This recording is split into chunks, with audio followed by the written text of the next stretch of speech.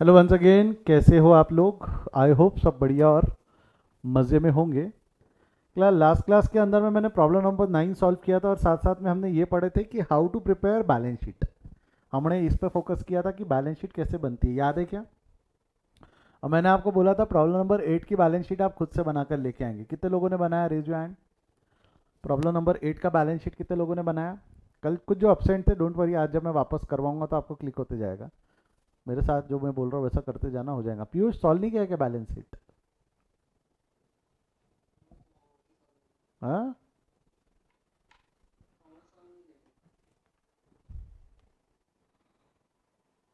चलिए देखते हैं, शुरू करते हैं। कैलसी ले लो, हाथ में कैलकुलेटर ले लो। मैंने आपको बताया था you will take the existing balance sheet as a base. उसको बेस बनाते हुए हम एडजस्टमेंट एंट्रीज का इफेक्ट देंगे और उसको आगे बढ़ाएंगे। जैसा ये एंट्रीज हमने पास की हुई है प्रॉब्लम नंबर 8 के अंदर में, these are the entries which we have passed. तो सबसे पहला शेयर कैपिटल। शेयर कैपिटल के लिए नोट है 3.5 लाख। ये तो वो हो गए तेरे ऑथराइज्ड कैपिटल। तो ऑथराइज्ड कैपिटल क्या करिए, बैलेंस शीट में ऊपर हेडिंग दे दीजिए, balance sheet as on 31 March 2011, particular amount, equity and liability, share holders fund. Share capital के लिए नोट 1 बन जाएगा। तो share capital note 1, particular authorise share capital.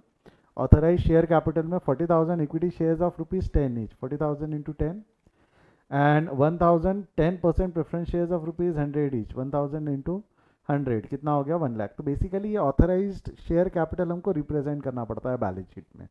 Balance sheet में मतलब बैलेंस शीट में ना आते हुए वो फिर नोट टू अकाउंट में आ जाता है। कहाँ आ जाता है? नोट टू अकाउंट में। अब ले कैलसी पे लिख 1 लाख। प्रेफरेंस शेयर कैपिटल कैलसी पे 1 लाख क्रेडिट है, एम माइनस। अब यहाँ ढूंढ, प्रेफरेंस शेयर कैपिटल कहीं दिखता है क्या?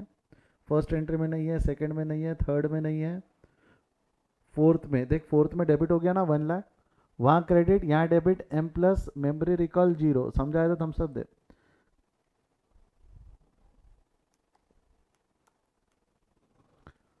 नेक्स्ट, उसके बाद में आगे और कहीं नहीं है, प्रेफरेंस शेयर कैपिटल आगे और कहीं नहीं है, तो हमने इसको टिक मारा, आगे बढ़ गए। अगला क्या है उसके बाद में? आपका इक्विटी शेयर कैपिटल लिख, 2,50,000 कैलसी पे, 2,50,000, 2,50,000 लिखा आपने। 2,50,000 credit M minus, 2,50,000 credit M minus. यहाँ ढूंढ equity share capital, first entry में नहीं है, सेकंड में नहीं है, सेकंड में है, 60,000 क्रेडिट एम माइनस। टिक लगा रहा हूँ मैं, आप देख रहे हो क्या? मैं टिक लगा रहा हूँ। 60,000 क्रेडिट एम माइनस किया। आगे और कहीं इक्विटी शेयर कैपिटल दिख तो नहीं रहा। मेमोरी रिकॉल करो, कितना आ गया? मेमोरी रिकॉल करो, कितना आ गया? 3,10,000। और ब्रेकअप कैसा लिखोगे? एक शेयर का फेस वैल्यू 10 है, तो 3,10,000 का 31,000 shares of ₹10 is fully paid up. और प्रेफरेंस शेयर जीरो हो गए, प्रेफरेंस शेयर जीरो हो गए, तो जीरो, ठीक है, वो रिडीम हो गए ना प्रेफरेंस शेयर सारे। नेक्स्ट, अगला क्या है आपका? Reserve and surplus, security premium. चला आ जा, reserve and surplus note number 2। Note number 2 के अंदर में रिजर्व एंड सरप्लस में सबसे पहला पहला आइटम आ गया security premium. 9,000 credit M minus करना, मेमोरी रिकॉल कर, मेमोरी इरेज करना मत भूलना। 9,000 क्रेडिट एम माइनस किया सभी ने? 9,000 क्रेडिट एम माइनस डन। अब उसके बाद में यहाँ पे सिक्योरिटी प्रीमियम ढूंढेंगे। फर्स्ट एंट्री में सिक्योरिटी प्रीमियम नहीं है, सेकंड में नहीं है, थर्ड में 6,000 क्रेडिट हो गया, 6,000 credit M minus, 6,000 credit M minus, ठीक है। और सेकंड में या थर्ड में नहीं है, फोर्थ में नहीं है, यहाँ लास्ट में फिर 15,000 से debit M plus, 15,000 debit M plus. Memory recall कितना आया? मेमोरी रिकॉल जीरो आया क्या? Security premium zero. मैं आपकी जानकारी के लिए लिख रहा हूँ, आप नहीं भी लिखते तो भी चलता। Security premium zero. Surplus 55,000 credit M minus, 55,000 credit M minus ढूंढो। सरप्लस का ये देखिए रहा surplus, 10,800 credit M minus, 10,800 credit M minus. और कहाँ है? सेकंड में नहीं है, थर्ड में नहीं है, फोर्थ में 40,000 debit M plus, 40,000 debit M plus. हम सरप्लस ढूंढ रहे हैं ना, 40,000 debit M plus, 5,000 debit M plus, 5,000 debit M plus. Memory recall कितना आया? मेमोरी रिकॉल सरप्लस बोल बच्चा। है 20,800 आना चाहिए।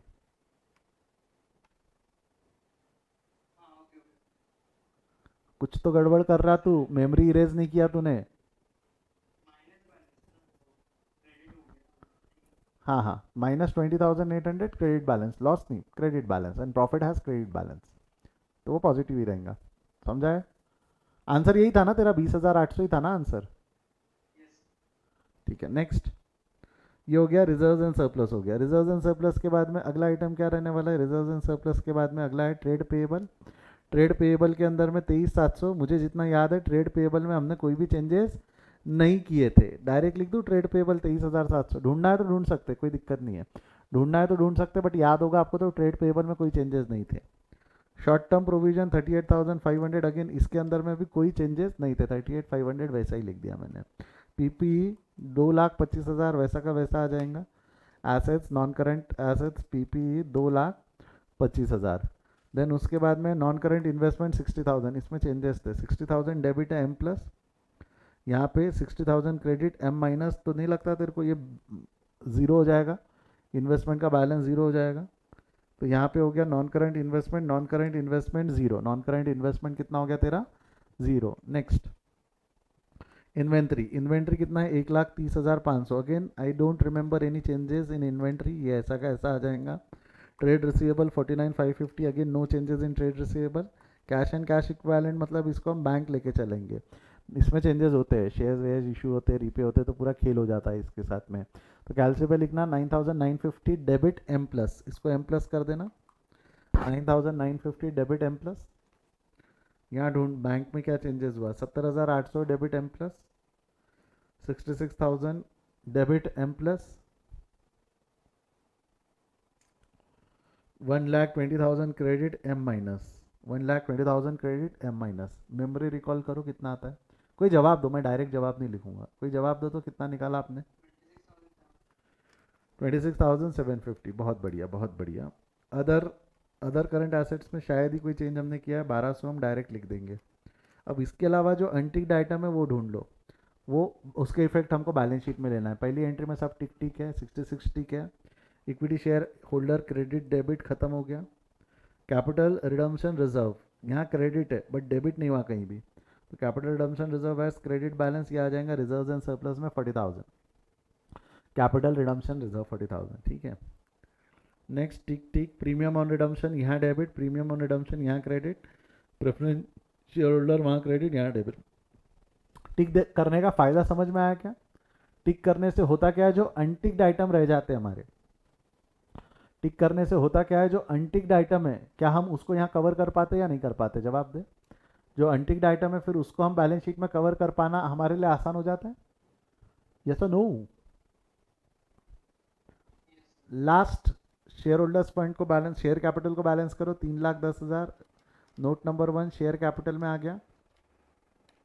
रिजर्व एंड सरप्लस को बैलेंस करो, रिजर्व एंड सरप्लस का बैलेंस आ गया 60,000, 60,800, ये कहाँ आ जाएगा तेरा? Reserve and surplus, reserve and surplus में आ जाएगा 60,800। फिगर्स आउटो कॉलम में ले जाओ, बैलेंस कर लो, हो जाती बैलेंस शीट। कितने लोगों की टैली हुई balance sheet? Raise you hand. गिन के 2 जन ने तो होमवर्क किया है। टैली हुई क्या बैलेंस शीट? प्रॉब्लम नंबर 8 का आंसर आप सबके सामने, लिख ले फटाफट।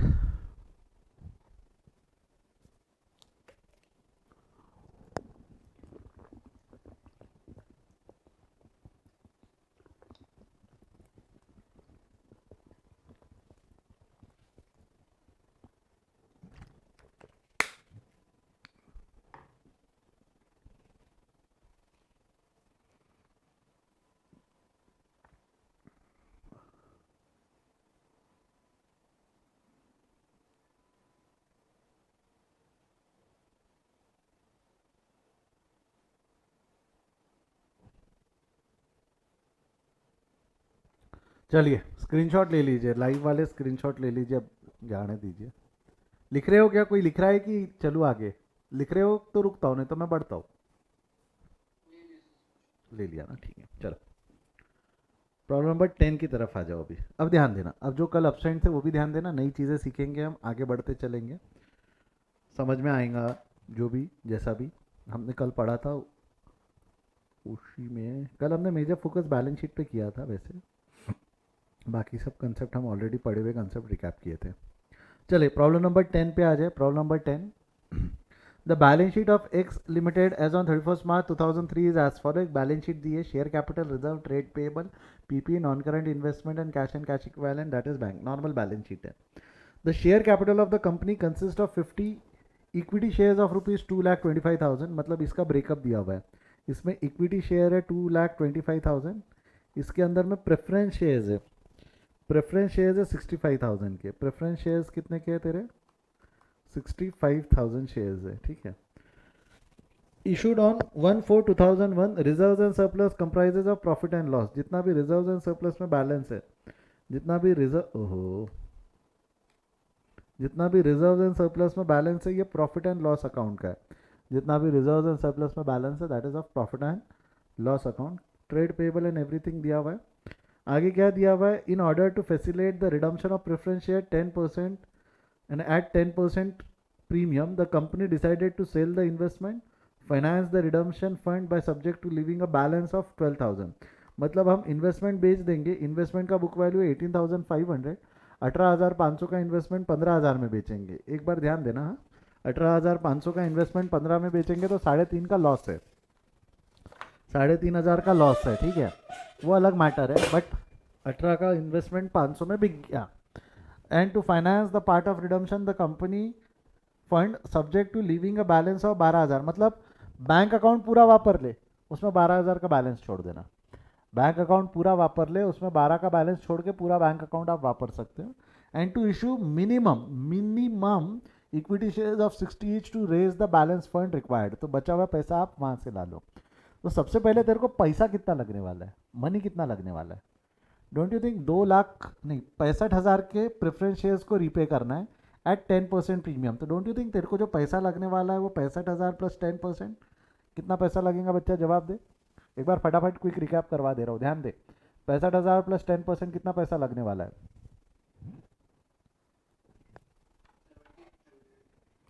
71,500, ओके, 71,500 का पैसा लगने वाला है।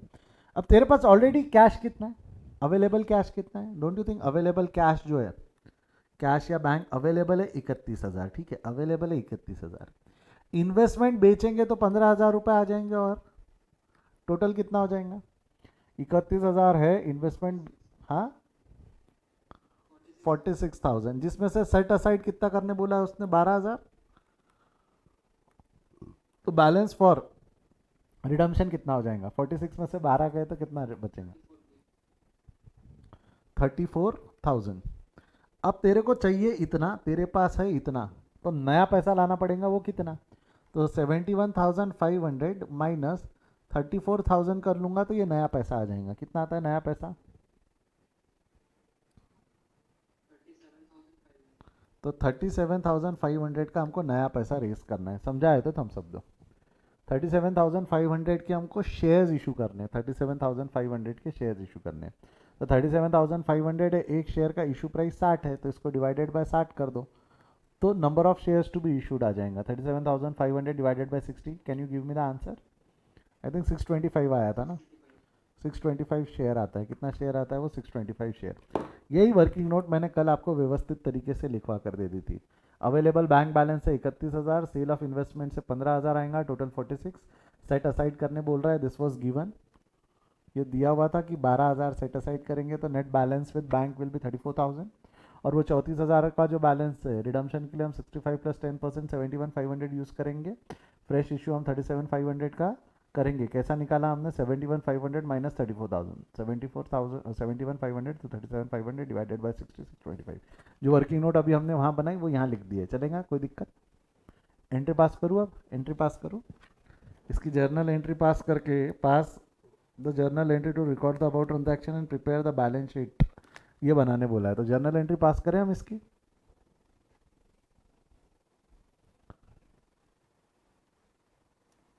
चलिए जर्नल एंट्री पास करते हैं हम। Journal entry,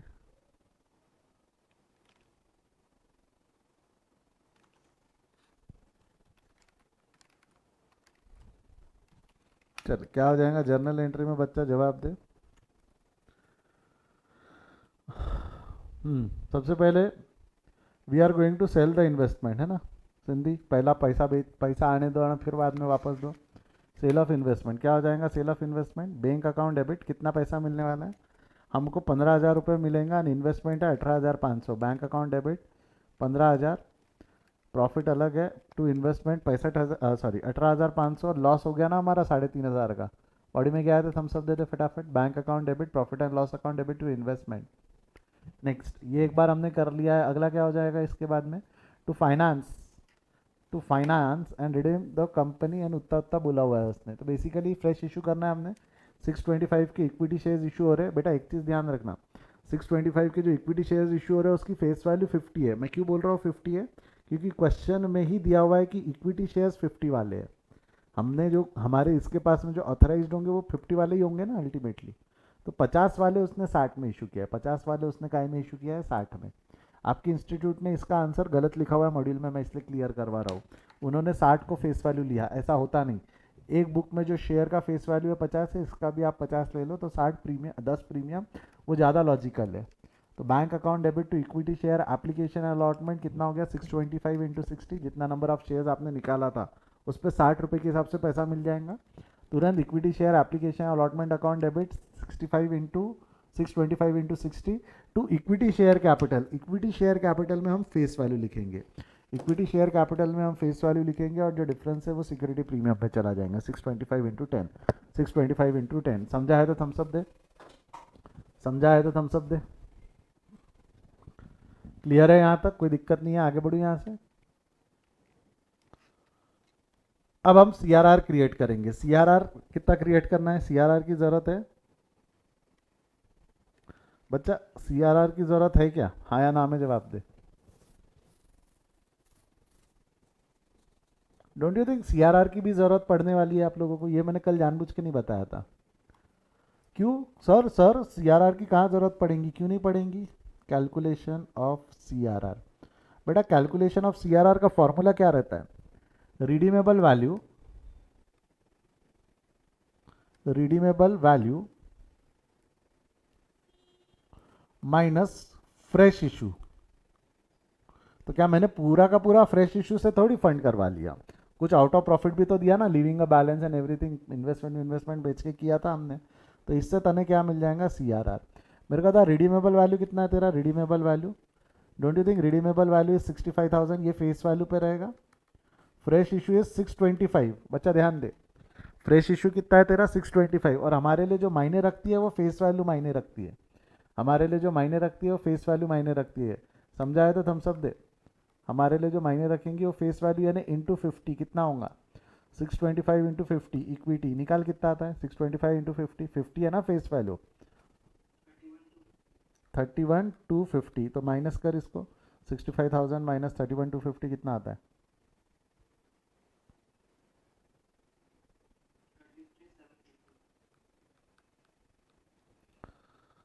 33,750। क्लियर है क्या? 33,750। बॉडी में क्या है तो थम्सअप दे। एंट्री क्या हो जाएंगी तेरी? Profit and loss account debit to C R R 31,750 working note से लेके आया हमने। मान के चल रहा हूँ आपने सही कैलकुलेट किया है।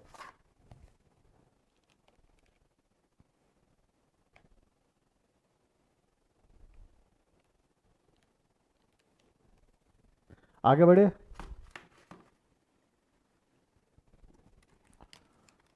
सी आर आर क्रिएट कर लिया हमने। सी आर आर के बाद में अगला क्या हो जाएगा? Creation of C R R के बाद में ड्यू पे ट्रांसफर।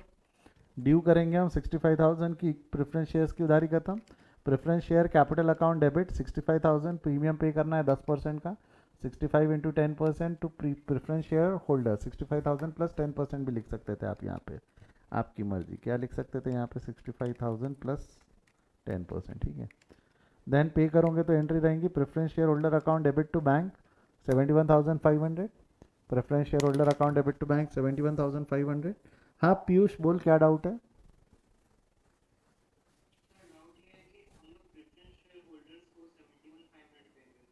हाँ हाँ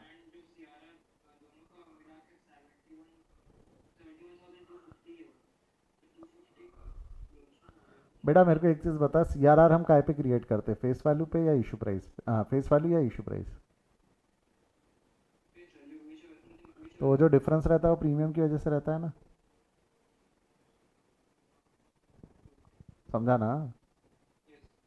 ठीक है, आगे बढ़े।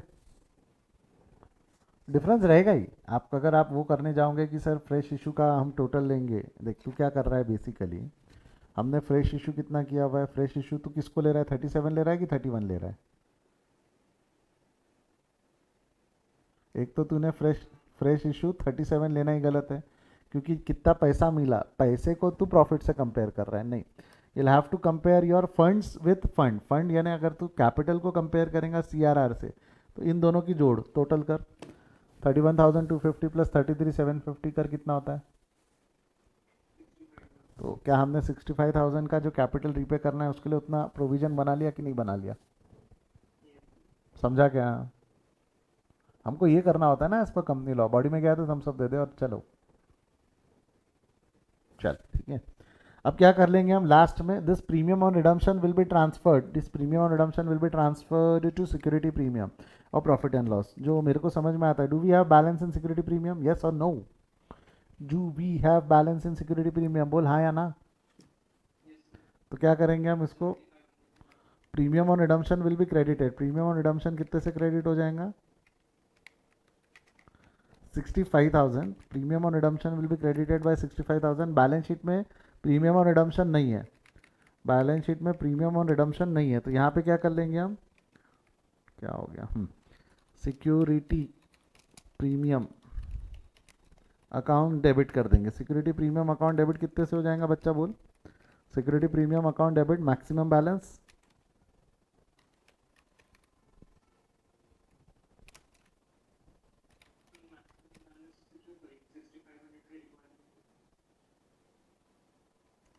मैक्सिमम बैलेंस जो है वो उसके अंदर में 6250 का ही है, जबकि हमको ट्रांसफ़र कितना करना है, 65,000। डोंट यू थिंक मैक्सिमम हमारे पास में 6250 ही बचा हुआ है?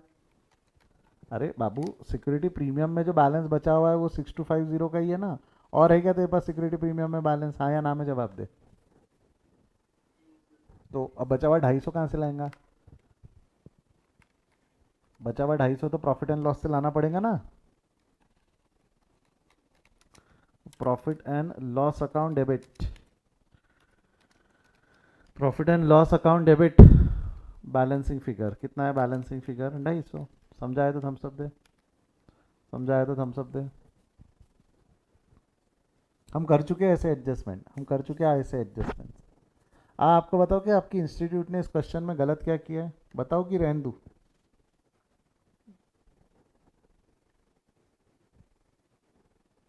ठीक है, रहने देते, रहने देते। ये सही है, इंस्टीट्यूट ने हल्की सी गलती कर रखी है इसमें, बता देता हूँ मैं आपको, बता देता हूँ।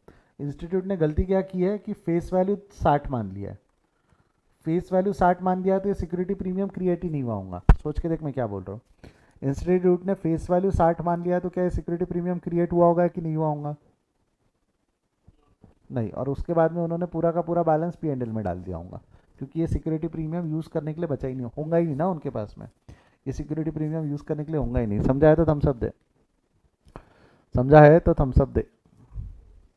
क्या फ़र्क है मेरे आंसर में और इंस्टीट्यूट के आंसर में? This is more correct, this is more correct, क्योंकि एक जगह इंस्टीट्यूट ऐसा करती है, एक जगह कैसा करती है, तो ऐसा तो होना नहीं चाहिए, हर जगह एक जैसा करो। चलिए आगे बढ़े,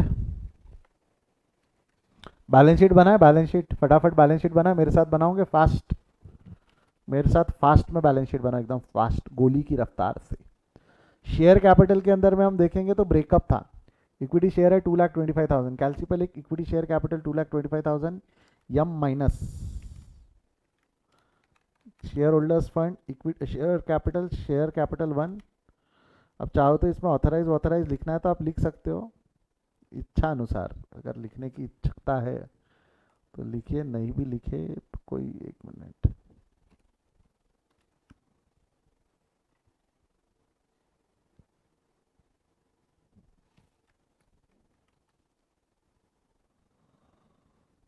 पर्टिकुलर ऑथराइज लिखना है तो लिख लेना, dash dash equity share, dash dash preference share, ऐसा करके। नहीं भी लिखा तो चलता है, मैं direct issue subscribe paid up से चल रहा हूँ। Issued subscribe paid up 2,25,000 credit M minus. ढूंढ यहाँ पे इक्विटी शेयर कैपिटल। ये देखिए इक्विटी शेयर कैपिटल तेरा 31,250 से credit, again 31,250 credit M minus. आगे और दिया हुआ है क्या?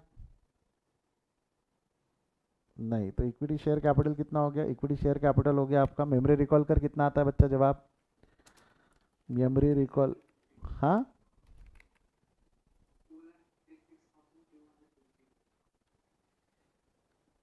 एक मिनट।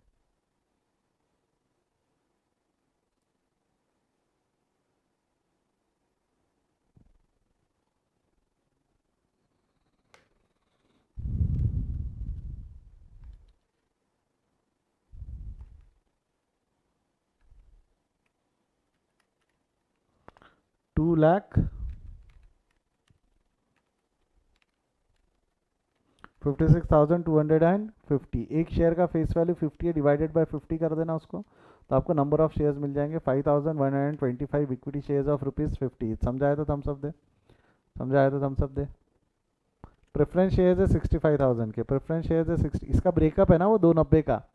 प्रेफरेंस शेयर्स है 65,000, प्रेफरेंस शेयर्स ढूंढ, क्रेडिट एम माइनस कर देना पहले, तो कैलसी पे preference shares credit M minus.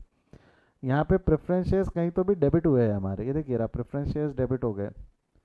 Preference shares कितने से डेबिट हो गए? 65,000 डेबिट है एम प्लस, मेमोरी रिकॉल 0/सन्नाटा। आप चाहो तो यहाँ लिख देना dash dash preference shares of preference share capital, ये हो जाएगा 0। Next, reserve and surplus. Reserve and surplus पूरा P&L का बैलेंस है, तो रिजर्व एंड सरप्लस आप चाहो तो रिजर्व एंड सरप्लस के लिए नोट बना लो। रिजर्व एंड सरप्लस में आपने लिख दिया प्रॉफिट एंड लॉस, क्रेडिट है 48,000 M minus, 48,000 credit M minus, ऊपर से शुरू कर। पहले इसमें डेबिट हो गया 3.5 एम प्लस, डेबिट हो गया 33,750 डेबिट एम प्लस, डेबिट हो गया 250 debit M plus. Memory recall कर कितना आता है बच्चा? मेमोरी रिकॉल कर कितना आता है, फटाफट जवाब दे।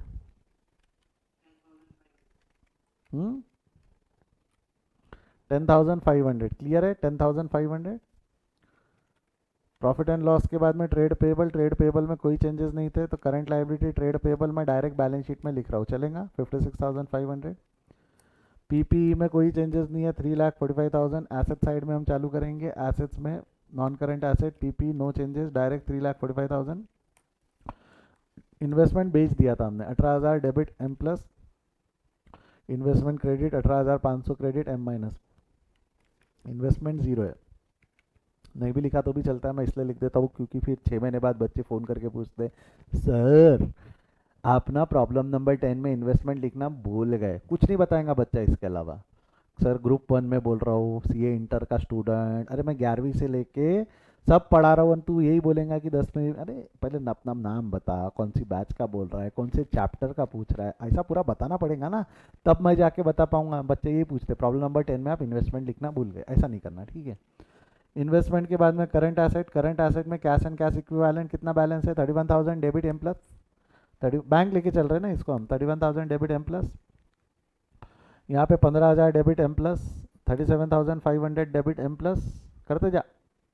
पहले ये ले लिया ना 31,500 debit M plus, 15,000 debit M plus, 37,500 debit M plus, ठीक है। करते जाओ रे, घर पे बैठे हो, इसका मतलब बस आराम से फैल के मत बैठो। 71,500 credit M minus, 71,500 credit M minus. Memory recall, जवाब बताओ सुचित, तू देगा जवाब, क्या आया जवाब? 7,500, ठीक है। 12,000, 12,500 नहीं है ना? ठीक, चलो ठीक है, 12,000 आंसर आता है। और अब हमने बैलेंस शीट कंप्लीट कर ली। Once you have completed with the balance sheet, अब आपको क्या करना है, यहाँ पे जो जितने भी अनटिक्ड आइटम है उसके इफेक्ट लेना है। एक मिनट, मैं आगे बढ़ूँ उसके पहले, सनित्रा शुक्रिया बेटा, समझ में आ रहा है क्या? सनित्रा समंता क्या कर रहा हूँ मैं, समझ में आ रहा है? बोल हाँ या ना। कैलसी पे हम अकाउंट बना रहे हैं बेसिकली, कल का वीडियो आप बैकअप देख लोगे, समझ जाएगा, डोंट वरी, ठीक है। आगे बढ़ो अब यहाँ से। 37,500 credit, 37,500 debit, application allotment balance nullify हो जाएगा ना। सिक्योरिटी प्रीमियम देखना, 6250 क्रेडिट है, 6250 यहाँ नीचे डेबिट हो गया है, तो सिक्योरिटी प्रीमियम का बैलेंस 0/सन्नाटा हो गया क्या? सिक्योरिटी प्रीमियम का बैलेंस 0/सन्नाटा हो गया क्या? बोल हाँ या ना। नेक्स्ट आगे बढ़ेंगे। आगे बढ़ेंगे। प्रीमियम ऑन रिडम्पशन यहाँ क्रेडिट नहीं, उसके पहले हाँ premium on redemption credit debit खत्म है, बट उसके पहले एक ये बच गया ना अनटिक्ड में, कैपिटल रिडम्पशन रिजर्व 33,750 लेके आ जाए बैलेंस शीट में, 33,750 बैलेंस शीट में आ गया। क्लियर है यहाँ तक? देन प्रीमियम ऑन रिडम्पशन हो गया, शेयर होल्डर्स फंड हो गया, बस खत्म, इसको बैलेंस कर ले। ये हो गया तेरा 2,56,250। रिजर्व एंड सरप्लस का बैलेंस आ जाता है आपका 44,250। It will go to balance sheet. Total मार, सारी टोटल आउटर कॉलम में आ जाएंगी।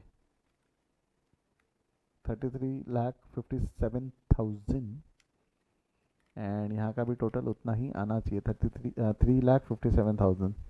समझाया तो थम्स अप दे दे, समझाया तो थम्स अप दे दे। थोड़ा फास्ट लिखते, फास्ट लिखते नहीं हो ना आप लोग मेरे साथ। अब अगले क्वेश्चन मेरे साथ सॉल्व करना, 11, 12, 13, 14 आप लोग मेरे साथ सॉल्व करेंगे। आज ही खत्म करना है हमको उसको। लिखो लिखो, लिख के हो जाए तो डन लिखना प्लीज, लिख के हो जाए तो चैट में डन लिखना, अदरवाइज स्क्रीनशॉट ले रहे हो तो वैसा बोल दो। क्या कर रहे हो? सभी लोग स्क्रीनशॉट ले ले रहे? How many of you are taken the screenshot? Just give a thumbs up.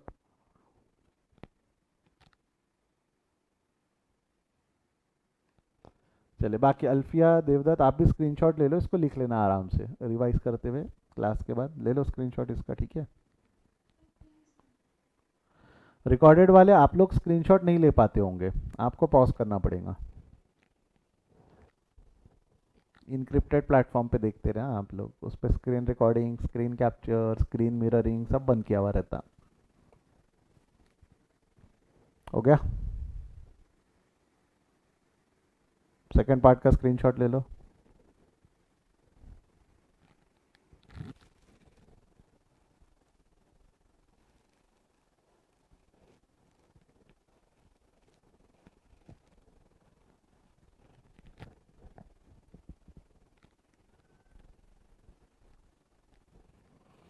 Last balance sheet का स्क्रीनशॉट ले लो।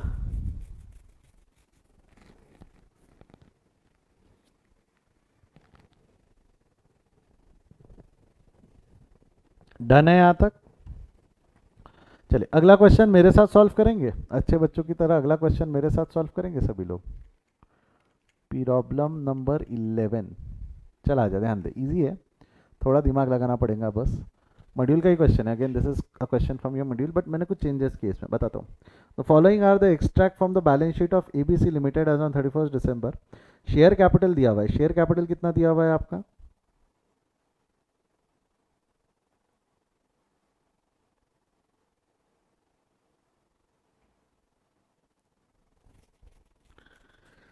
शेयर कैपिटल दिया हुआ है 40,000, equity shares of ₹10 is fully paid up 4 lakh, 1,000 redeemable preference shares of 100 is fully paid up. तो यहाँ पे share capital दिया हुआ है, रिजर्व एंड सरप्लस में कैपिटल रिजर्व दिया हुआ है, सिक्योरिटी प्रीमियम दिया हुआ है, जनरल रिजर्व दिया हुआ है और प्रॉफिट एंड लॉस अकाउंट दिया हुआ है, ठीक है? मेरे को एक चीज़ बताओ, रिजर्व एंड सरप्लस कौन से वाले यूज़ कर सकते हैं हम for creation of CRR? Come on help me out. Which reserve I can use, which reserve I can use, जवाब दो।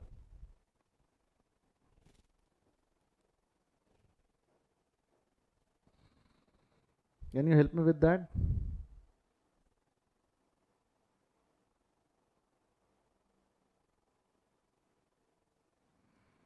बचपन में पढ़ाया था मैंने।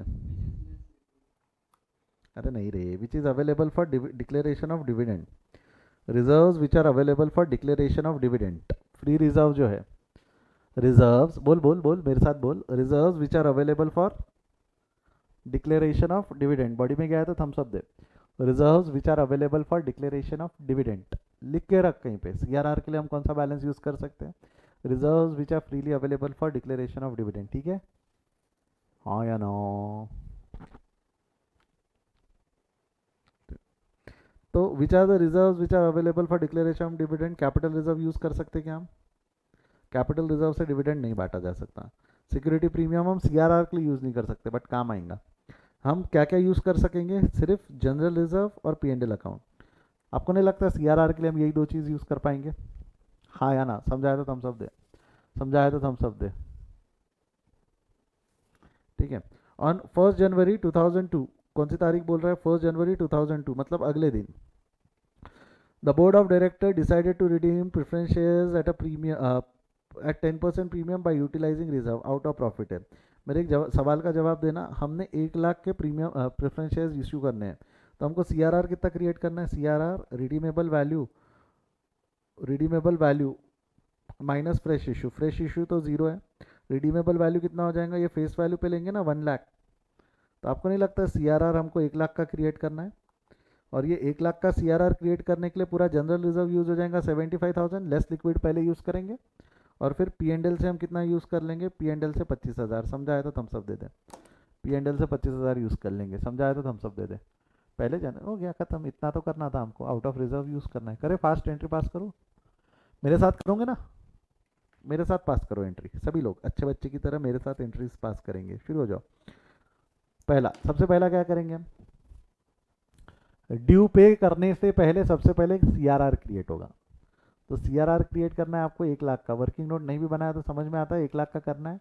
कैपिटल रिडम्पशन रिजर्व कितना हो जाएगा? Capital redemption reserve full 1 lakh का कैपिटल रिडम्पशन रिजर्व, जितने नंबर जितने शेयर्स है हमारे 1000 आप चाहो तो यहाँ लिख सकते हो 1000 इंटू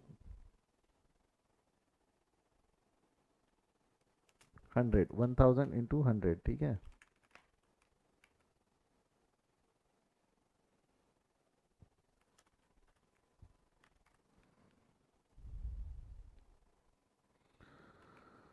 1000 इंटू 100, क्लियर है यहाँ तक? आगे बढ़े यहाँ से।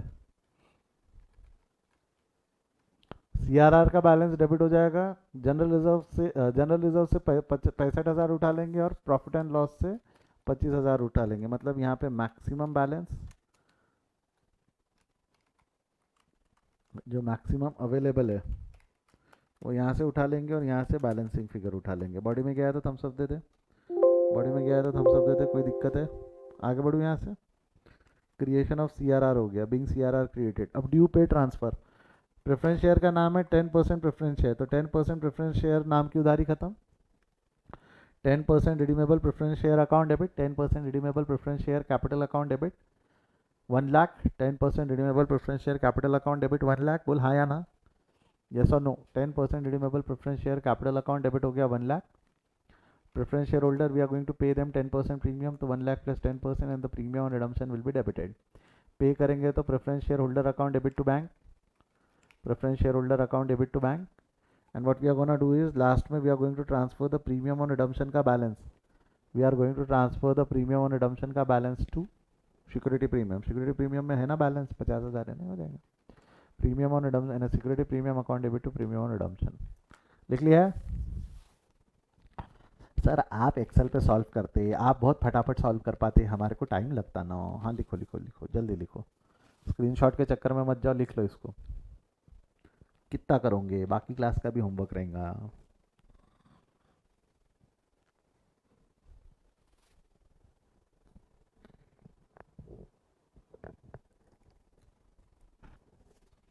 कमान हरिया फास्ट लिखो इसको।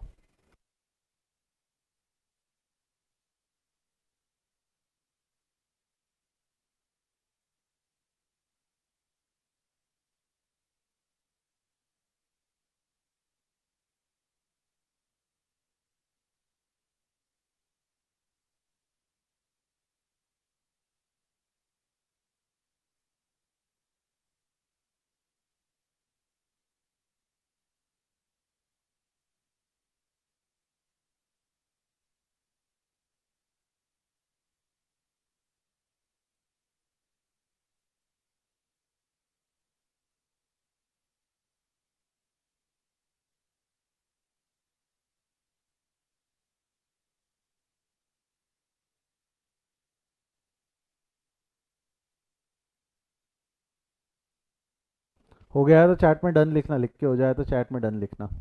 प्रॉब्लम नंबर 11 का आंसर है ये।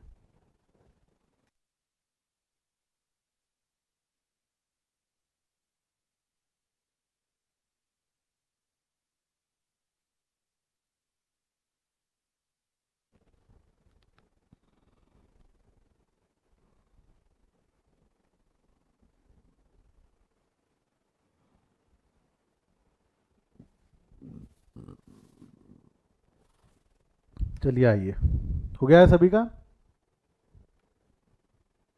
किसी को और टाइम चाहिए तो एक बार चैट में वेट लिख दो।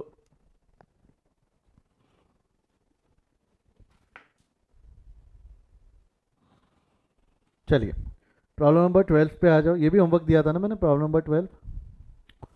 C Limited had 3,000 12% redeemable preference shares of 100 each fully paid up. The company has had redeemed these shares at 10% premium. बढ़िया है. It was decided by the company to issue 25,000 equity shares of rupees 10 each and 1,014% debentures of rupees 100 each. Again ये जो आपको उसने hint दिया हुआ है, ये कैलकुलेशन जो इन्फॉर्मेशन दी हुई है, ये कैलकुलेशन ऑफ सीआरआर को ध्यान में रखते हुए दिया हुआ है. किसको ध्यान में रखते हुए दिया हुआ है? Calculation of CRR. बचपन में मैंने आपको एक फॉर्मूला पढ़ाया था बेटा, कैलकुलेशन ऑफ सीआरआर का फॉर्मूला याद है क्या? कैलकुलेशन ऑफ सीआरआर का फॉर्मूला बोल क्या था?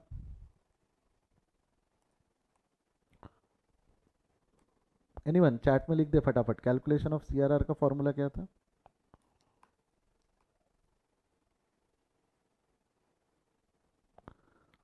Calculation of CRR formula is redeemable value minus fresh issue. इससे आपको क्या मिल जाता था? सीआरआर. याद आया?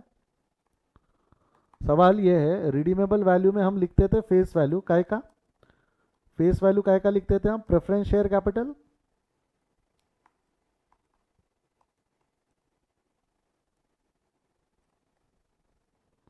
फ्रेश इशू में क्या लिखते थे हम? फ्रेश इशू में लिखते थे equity preference. Fresh issue equity और प्रेफरेंस का अलाउड है क्या? फ्रेश इशू डिबेंचर्स का अलाउड है क्या? कल बता चुका हूं मैं इसका लॉजिक. फ्रेश इशू डिबेंचर्स का अलाउड है क्या? यस और नो में जवाब दो. द आंसर इज डिबेंचर्स का अलाउड नहीं है. डिबेंचर्स का अलाउड नहीं है क्योंकि डेथ इक्विटी रेशियो मेंटेन रखने के इंटेंशन से कर रहे हैं. डेथ इक्विटी रेशियो मेंटेन करने के इससे कर रहे हैं. अगर मैं ओनर्स फंड को रिप्लेस कर दूं डेट से तो डेट इक्विटी रेशियो डाइल्यूट होता है और वो अच्छी बात नहीं है. ओनर्स फंड को अगर मैं रिप्लेस कर दूं डेट से तो डेट इक्विटी रेशियो डाइल्यूट होता है, that is not good. Death equity ratio को डाइल्यूट करना सही नहीं है. समझा है तो थम्स अप दो. समझा है तो थम्स अप दो. डेथ इक्विटी रेशियो को डाइल्यूट करना कहीं से भी समझदारी का काम नहीं है. डेथ इक्विटी रेशियो को डाइल्यूट करना कहीं से भी समझदारी का काम नहीं है. आगे बढ़े यहां से. चलिए आगे बढ़ा रहा हूँ, ये डिस्कशन में आगे बढ़ा रहा हूँ. तो अब याले क्वेश्चन में ना उसने एक्चुअली यही दिया हुआ है. याले क्वेश्चन में ना उसने 14% डिबेंचर्स इशू किया हुआ है. अब बच्चों को फॉर्मूला याद रहता है, redeemable value minus fresh issue, उसमें डाल देते हैं और डिबेंचर्स भी माइनस कर देते हैं, जो कि गलत है. Debentures for calculation of CRR minus नहीं होगा. हाँ एंट्री पास होगी. जब ये बोल रहा है show the journal entries in the books of company, तो मैं इश्यू ऑफ डिबेंचर की एंट्री पास करूंगा. इश्यू ऑफ डिबेंचर की एंट्री पास करूंगा, बट सीआरआर कैलकुलेट करते वक्त उसको कंसिडर नहीं करूंगा. जैसा सी लिमिटेड है issue 3,012% debentures of rupees 100 each, those were issued at premium.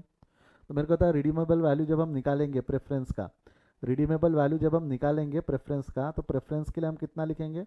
3,000 into 110, no 3,000 into 100. 3,000 into 100 ये कितना हो जाएगा? 3 लाख. रिडीमेबल वैल्यू 3 लाख का रहेगा. And for that they have decided to issue 25,000 equity shares of rupees 10 each. तो यहाँ पे हम इक्विटी अलाउ करेंगे. इक्विटी भी काय पे रहने वाला है आपका? फेस वैल्यू और issue price which ever is less. तो दो shares were issued at par, 2.5 lakh का इक्विटी अलाउड है. बट जो डिबेंचर्स है, डिबेंचर्स नॉट एप्लीकेबल. ये मैं आप लोगों के लिए लिख रहा हूँ कि जो फ्रेश इशू ऑफ डिबेंचर्स है वो सीआरआर के कैलकुलेशन के लिए माइनस नहीं होता. सीआरआर के कैलकुलेशन के लिए माइनस नहीं होता. समझा है तो थम्स अप दे. समझा है तो थम्स अप दे बेटा. तो ये कितना हो जाएगा तेरा? सीआरआर आप 50,000 से क्रिएट करोगे. सीआरआर आप कैसे क्रिएट कर लोगे? 50,000. आई होप क्लियर है सभी को. कोई भी छोटा मोटा नाटा खाटा डाउट नहीं है इसमें. बढ़ जाओ आगे. लिख लो, ये वर्किंग नोट बना लो फटाफट ताकि आप मेरे साथ एंट्रीज पास कर सको. 30 सेकेंड है, जल्दी फास्ट.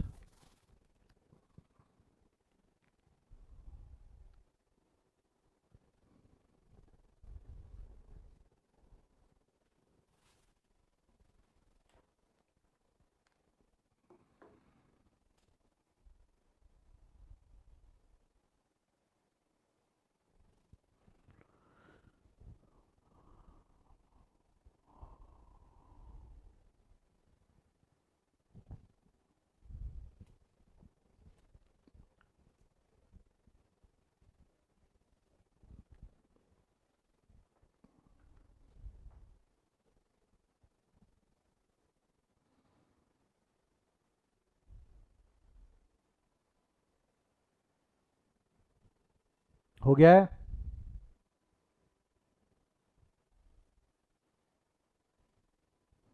बढ़ो आगे।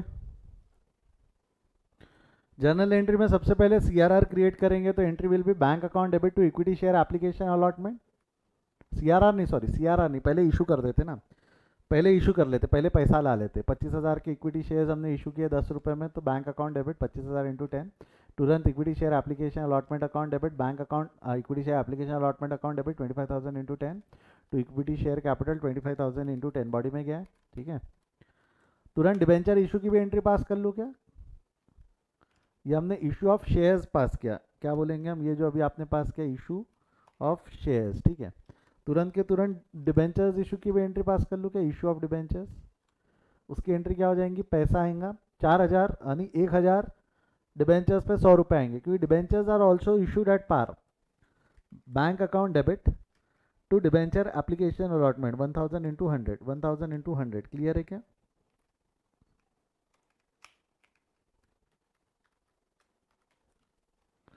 1,000 इंटू 100, तुरंत debenture application allotment account debit 1,000 into 100 to 14% debentures 1,000 into 100, to 14% debentures 1,000 into 100, clear है क्या?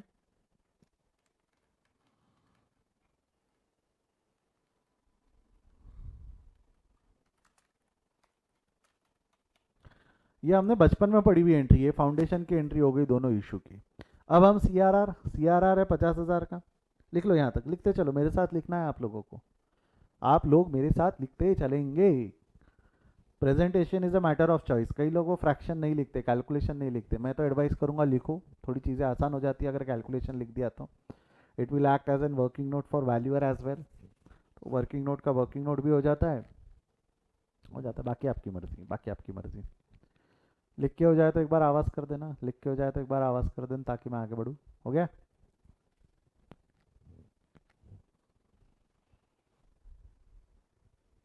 50,000 का सीआरआर क्रिएट करेंगे। सीआरआर के लिए हमारे पास में अवेलेबल फंड क्या है, क्वेश्चन में दिया हुआ नहीं है कि अवेलेबल क्या है, तो I can use P and L use कर लूँ या जनरल रिजर्व, जो यूज़ करना है लिख दो, कुछ भी लिख सकते हो आप, जनरल रिजर्व लिख देते। General reserve account debit to C R R 50,000, general reserve account debit to C R R 50,000, working note से लाया हमने। ड्यू पे ट्रांसफ़र, ड्यू करते वक्त 3,000 के 100 रुपये वाले 10% प्रीमियम, ये हो जाएगा तेरा preference share capital account debit 3,000 into 100 to preference share holders account 3,000 into 110, and the difference will appear in premium on redemption 3,000 into 10। Pay कर देंगे, पे कर देंगे तो एंट्री रहेंगी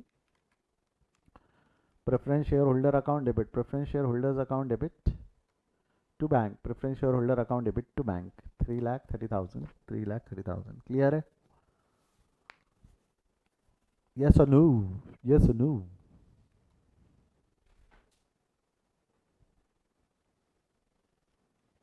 एंड लास्ट में the balance of premium will be transferred to security premium और कैप अवेलेबल बैलेंस इन रिजर्व। अब सिक्योरिटी प्रीमियम में बैलेंस है क्या हमारे पास में? नहीं है, पी एंड एल में डाल दो उसको, profit and loss account debit to premium और रिडम्पशन, प्रॉफिट एंड लॉस में ये जो है ये पूरा का पूरा प्रॉफिट एंड लॉस में डाल देंगे, दैट्स इट। 14,40,000, इसको भी ना जनरल रिजर्व लिखने की जगह प्रॉफिट एंड लॉस ही लिखो, capital reserve created out of profit and loss. General reserve है कहाँ बैलेंस, ऐसा दिया नहीं है ना, ज़बरदस्ती नहीं मान लेना। सभी का ये फर्स्ट पार्ट हो गया है लिख के, वर्किंग नोट एंड दिस, अगर ये लिख के हो गया है तो एक बार थम्स अप दे दो। वर्किंग नोट एंड ये दोनों इशू की एंट्री, इक्विटी शेयर्स इशू और डिबेंचर्स इशू, सभी का हो गया लिख के? ठीक है, सीआरआर और वो लिख लो अगर ये लिखना चाहते हो तो, कमान हरी अप, लिख के हो जाए तो थम्स अप, लिख के हो जाए तो हाथ उठाते चले जाना, लिख के हो जाए तो हाथ उठाते चले जाना, हम अगले क्वेश्चन की तरफ बढ़ जाएंगे।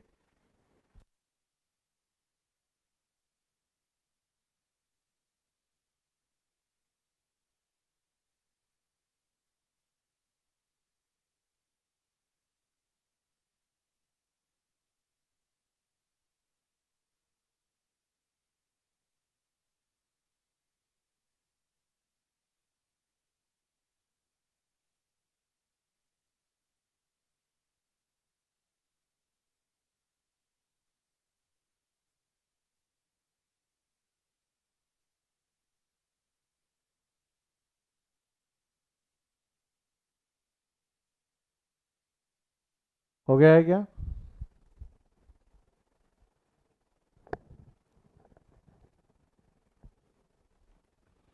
देव बेटा हो गया है? चलिए अगले सवाल की तरफ बढ़ते ही let's move to the next question of the chapter, जो मैंने आपको बिना एक्सप्लेन किए होमवर्क दिया था, कुछ भी नहीं हिंट दिया था मैंने, एटलीस्ट मैंने इन दो क्वेश्चंस में कुछ कुछ हिंट तो दे रखा था। कितने लोगों ने सॉल्व किया problem number 13? Raise your hand. कितने लोगों ने प्रॉब्लम नंबर 13 सॉल्व किया? Raise your hand, come on hurry up fast. करा करो होमवर्क, करा करो, कॉन्फिडेंस आपका ही बढ़ेगा, बाकी कुछ नहीं। चला आ जा, ध्यान दे। The capital structure of the company consists of 20,000 equity shares of rupees 10 each fully paid up, 1,000 redeemable preference shares of 100 each paid up। ये हमारे के लिए काम का, ये अल्टीमेटली हमने इसका रीपेमेंट करना है ना। अनडिस्ट्रीब्यूटेड रिजर्व्स, यहाँ पे रिजर्व्स एंड सरप्लस के बैलेंसेस दिए हुए। जनरल रिजर्व है 80,000, प्रॉफिट एंड लॉस है 20,000। अब यहाँ एक कल्प्रिट है, यहाँ एक कल्प्रिट है, ठीक है। Investment alliance reserve out of which 4,000 not available, 4,000 not free for distribution of dividend। Total मेरे को एक चीज़ बता, इसका मीनिंग क्या हुआ? इन्वेस्टमेंट अलाउंस कितना हुआ टोटल? टोटल इन्वेस्टमेंट अलाउंस कितना हुआ? जवाब दे, इसको ध्यान से पढ़। टोटल इन्वेस्टमेंट अलाउंस कितना हुआ? बोल, टोटल इन्वेस्टमेंट अलाउंस कितना हुआ? टोटल इन्वेस्टमेंट अलाउंस है 10,000। आराम से पढ़, समझेगा। वो पूरा जो ब्लू कलर से हाईलाइटेड है, हाईलाइटेशन हटाओ क्या, मैं येलो कलर से हाईलाइट करता हूँ। ये जो इन्वेस्टमेंट अलावेंस है टोटल 10,000 है, जिसमें से 4,000 डिविडेंड करके बांटा नहीं जा सकता। इन्वेस्टमेंट अलावेंस 10,000 है, जिसमें से 4,000 डिविडेंड करके बांटा नहीं जा सकता। Whether this statement is true और false, whether this statement is true और फॉल्स। टोटल 10 है, 4 का मैं डिविडेंड नहीं बांट सकता, तो 6,000 से मैं डिविडेंड बांट सकता हूँ। अगर मैं 6,000 से डिविडेंड बांट सकता हूँ तो उससे आई कैन क्रिएट CRR ना। इन्वेस्टमेंट अलाउंस रिजर्व में से भी 6,000 में से क्या मैं CRR क्रिएट कर सकता हूँ क्या? समझा है तो फटाफट थम्स अप दो, समझा है तो फटाफट थम्स अप, लाइन से एक साथ थम्स अप दो। अभी बीच बीच में थम्स अप दे रहे थे तो ऐसा मत करो, जब बोलता है तब। सुचेत देव, सुचेत, चलिए। तो 6,000 से हम डिविडेंड बांट सकते हैं, मतलब 6,000 इज अवेलेबल फॉर CRR, उसने ये हिंट दिया है, ठीक है। सिक्योरिटी प्रीमियम है 2,000, ठीक है, ये तो अपनी जगह सही है। सिक्योरिटी प्रीमियम है 2,000, कैश बैलेंस है 98,000, ये ध्यान रखना, शायद जरूरत पड़ सकती है। Preference shares are to be redeemed at a 10% premium, and the purpose of redemption of the directors are empowered to make fresh issue of equity shares at par after utilizing the undistributed reserves and surplus। अब यहाँ पे utilization of cash नहीं है, utilization of bank नहीं है, utilization of reserves है। Subject to the condition that sum of rupees 20,000 shall be retained in general reserve and which should not be utilized। यानी 20,000 रुपये का जनरल रिजर्व में balance रहना चाहिए, 20,000 रुपये का जनरल रिजर्व में बैलेंस रहना चाहिए। ऐसा क्वेश्चन हमने कल सॉल्व किया था, ऐसा क्वेश्चन हमने कल सॉल्व किया था। Problem number 9 was like this. याद आया क्या? थम्स अप दे, याद आया तो थम्स अप दे। वो problem number 9 was in balance sheet question था, ऐसा इन बैलेंस शीट क्वेश्चन था, ये इन स्टेटमेंट क्वेश्चन है। तो अब हम क्या करेंगे, अब हम क्या करेंगे इसको अब हम क्या करेंगे, सबसे पहले कैलकुलेशन करना पड़ेगा। सबसे पहले कैलकुलेशंस, क्या क्या कैलकुलेशंस हो जाएंगे बोल तो? कैलकुलेशन ऑफ फ्रेश इशू करेंगे ना पहले, कि सबसे पहले CRR, सबसे पहले कैलकुलेशन ऑफ CRR। और CRR का जो फॉर्मूला है redeemable value minus fresh issue, ये मैं वापर नहीं सकता। क्यों? क्या ये फॉर्मूला मैं वापर सकता हूँ क्या? Redeemable value minus fresh issue, can I use this formula? हाँ या ना में जवाब दो, यस और no, come on hurry up fast. Can I use this formula, yes और no? The answer is no, I can not use this formula. बेटा जो कल एब्सेंट थे, ध्यान दो, आप लोगों के लिए मैं रिपीट कर रहा हूँ। The answer is no, I can not use this formula. क्यों? क्योंकि यहां पर क्या बोला हुआ है, make fresh issue of equity shares at par. कितने वो नहीं लिखा है, कितने नंबर ऑफ शेयर्स इशू करना है वो नहीं लिखा है। समझ में आया क्या? सनित्रा, समानता, समझ में आया क्या? कितने नंबर ऑफ शेयर्स इशू करना है वो नहीं लिखा है, इस वजह से हम ये नहीं कर सकते। तो क्या करें? उसने दूसरी हिंट दिया है, उसने क्या बोला है, utilize undistributed reserves and profit. जो भी आपका अनडिस्ट्रीब्यूटेड रिजर्व्स एंड प्रॉफिट है वो सब इस्तेमाल कर, जितना भी तेरा अनडिस्ट्रीब्यूटेड प्रॉफिट एंड रिजर्व है वो सब इस्तेमाल कर, और फिर भी जरूरत पड़ती है तो फ्रेश इशू कर। तो पहले आपको जब कैलकुलेशन ऑफ CRR करना है तो आपको लीस्ट बनाना है कि आप क्या क्या यूज़ कर सकते हो, आपको लिस्ट बनाना है कि आप क्या क्या यूज़ कर सकते हो।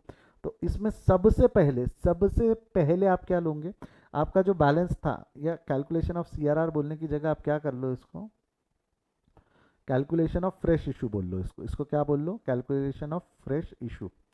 तो कैलकुलेशन ऑफ फ्रेश इशू में आप कैसा करोगे, आप redeemable value minus fresh issue is equal to C R R होता है।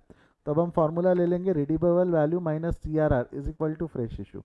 तो रिडीमेबल वैल्यू कितना है बेटा, रिडीमेबल वैल्यू प्रेफरेंस का ले लेंगे, ये फेस वैल्यू पे रहेगा। प्रेफरेंस कितने हैं बच्चा तेरे पास में, प्रेफरेंस शेयर्स है तेरे पास 1000 ऑफ 100 ईच, लिख दूँ यहाँ पे 1000 इंटू 100, 1 लाख के प्रेफरेंस है।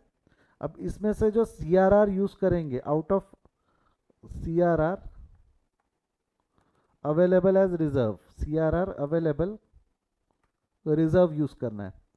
अब मेरे को बताओ, 1 लाख का अवेलेबल रिजर्व आपको यूज करना है, आपके पास में अवेलेबल है general reserve, I can use general reserve, I can use profit and loss account. Investment allowance में से कितना यूज कर सकता हूँ, इन्वेस्टमेंट अलावेंस में से कितना यूज कर सकता हूँ, जवाब दो।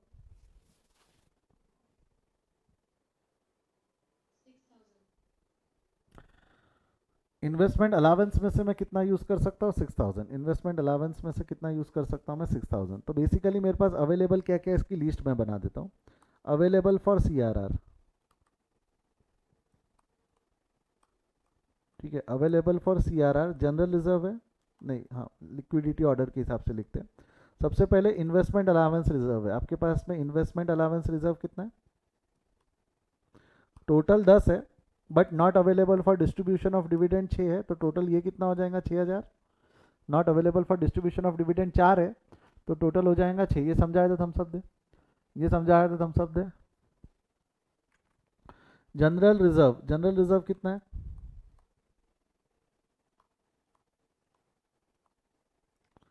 जनरल रिजर्व कितना है बच्चा बोल, जनरल रिजर्व है तेरे पास में 80,000, यस और नो, जनरल रिजर्व है 80,000। और जनरल रिजर्व के बाद में प्रॉफिट एंड लॉस में कितना है, प्रॉफिट एंड लॉस में 20,000 है, जमता है क्या, प्रॉफिट एंड लॉस में 20,000 है, जमता है तो थम्स अप दे दे, जमता है तो थम्स अप दे दे। देखा जाए तो तेरे पास में मोटा मोटी, देखा जाए तो तेरे पास में मोटा मोटी कितना बैलेंस अवेलेबल है, टोटल कितना बैलेंस अवेलेबल है, 1,06,000 का balance available, if I am not wrong. Total जो बैलेंस अवेलेबल है वो तेरे पास कितना अवेलेबल है, 1,06,000, समझाए तो थम्स अप दे।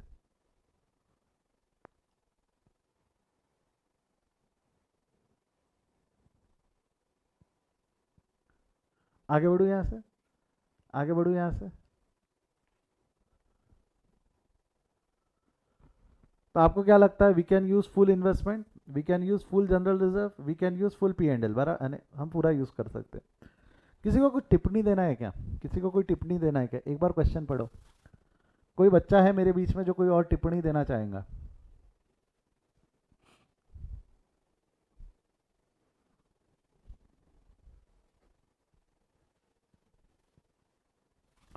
यानी आपके फंडे के हिसाब से क्या होगा कि मैं इन्वेस्टमेंट अलावेंस वापर लूँ 6,000, इन्वेस्टमेंट अलावेंस वापर लूँ मैं 6,000, मैं जनरल रिजर्व वापर लूँ 80,000, मैं जनरल रिजर्व वापर लूँ 80,000, और मैं प्रॉफिट एंड लॉस अकाउंट वापर लूँ, कितना वापर लूँगा मैं, प्रॉफिट एंड लॉस अकाउंट कितना हो जाएगा बेसिकली 1,00,000, 1,00,000, ऐसे ही करेंगे ना हम, 1,00,000 माइनस 86, कितना वापर लेंगे हम, 1,00,000 माइनस 86, जवाब दे, 1,00,000 माइनस 86 कितना हो जाएगा, 14,000, बराबर है, ये वापर लेंगे हम। हाँ या ना में जवाब दे, यस और नो में जवाब दे, यस और नो में जवाब दे। सब 20,000 जनरल रिजर्व में सेट असाइड करना, ओह सर ये तो भूल ही गए आप, 80,000 माइनस 20,000, ठीक है, यहाँ लिखा हुआ था ना 20,000, subject to condition that 20,000 will be set aside, तो 60,000, ओके। तो अब आपका बैलेंस कितना हो जाएगा, ये 86,000 आपके पास में अवेलेबल है। तो आप यहाँ पे जनरल रिजर्व में मैक्सिमम कितना यूज़ कर सकते हो, 60,000, और ये हो जाएगा तेरा 1,00,000 माइनस 66, 1 लाख माइनस 66, गलती नंबर 1 मिली क्या? गलती नंबर 1 मिली क्या? बोलो हाँ या ना, समझा है तो थम्स अप दे, समझा है तो थम्स अप दे। गलती नंबर 1 मिली?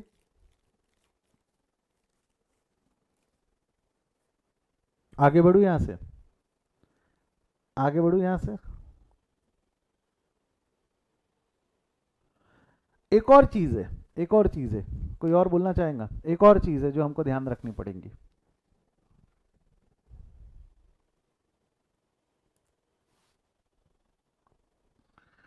एक जब एक बच्चे का दिमाग चल गया, एक बच्चे का दिमाग चल गया, उसने आंसर दे दिया, good Alfiya.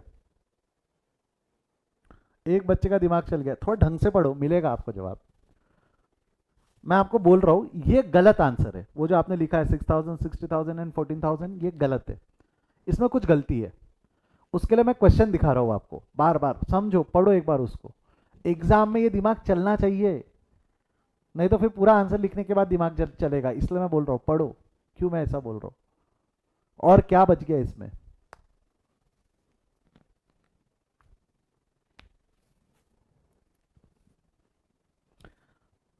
Last 30 seconds to think, फिर मैं बता देता हूँ। Last 30 seconds.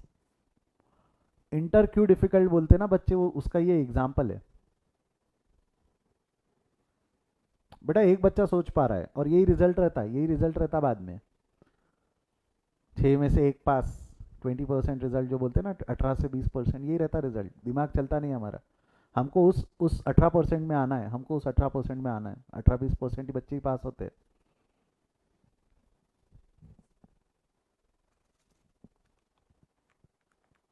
16% आया आपकी क्लास का रिजल्ट, 16-17% ऐसा देखे तो। नहीं, मैं बोलूंगा तो आप बोलोगे और इसलिए कह रहा हूँ। टाइम दो तो और टाइम चाहिए सोचने के लिए, तो वेट लिखो, नहीं तो बता देना है तो थम्स अप दे दो। आंसर बता दो तो थम्स अप दे दो, सोचने के लिए टाइम चाहिए तो चैट में वेट लिखो।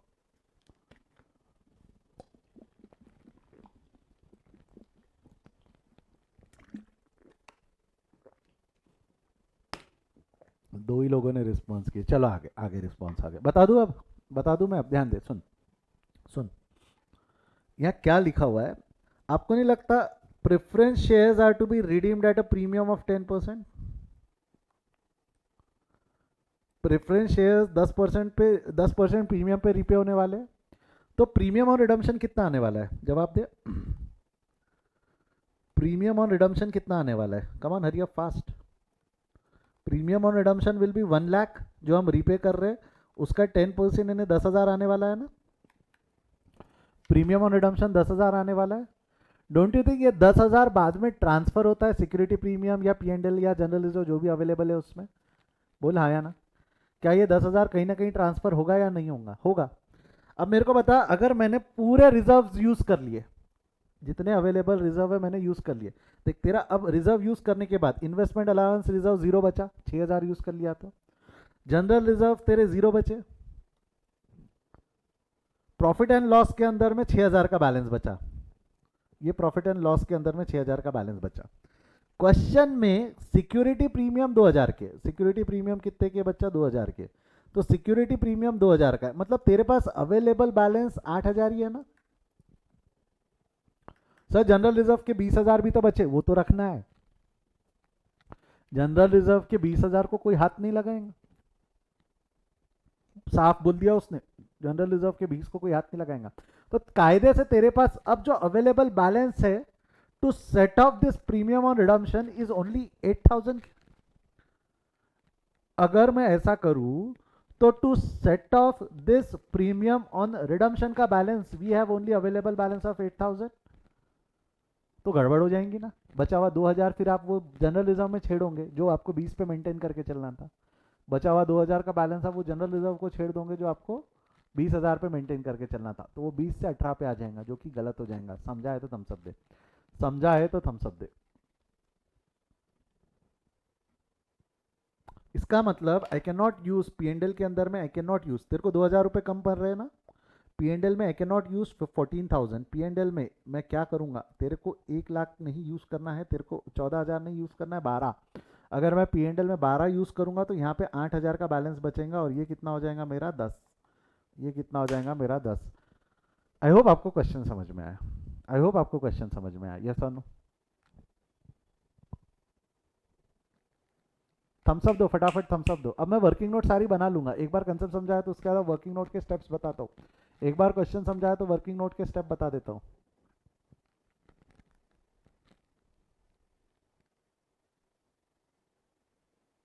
शुरू करूँ अब? शुरू करूँ? किसी को कोई डाउट है क्या, क्या करना था उसमें? अब क्लियर है सभी का माइंड? माइंड सभी का क्लियर है? चला जा, ध्यान दे अब कैसा करना है इसको। सबसे पहला वर्किंग नोट जो तेरा बनेगा, मेरे साथ अब लिखते चलना, नहीं एक काम करो, मेरे को लिख लेने दो, फिर आप लोगों ने लिख लेना। सबसे पहला वर्किंग नोट बनेगा तेरा, working note number 1, security premium यानी premium on redemption. Premium on redemption का तू प्रोविजन कर लेगा, प्रीमियम ऑन रिडम्पशन का प्रोविजन करेगा। तो प्रीमियम ऑन रिडम्पशन कितना होने वाला है?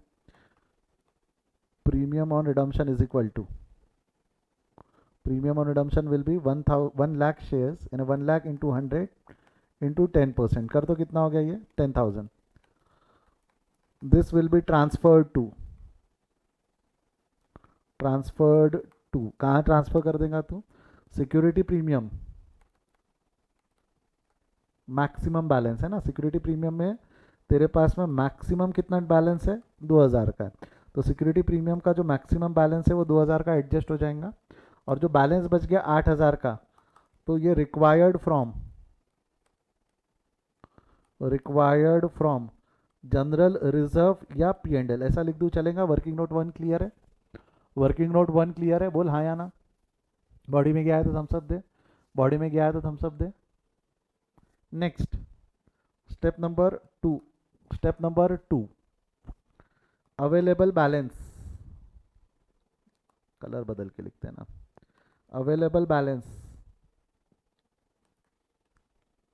For CRR, available balance for CRR list बना ले। अवेलेबल बैलेंस फॉर CRR क्या क्या बैलेंस अवेलेबल है? सबसे पहला है investment allowance.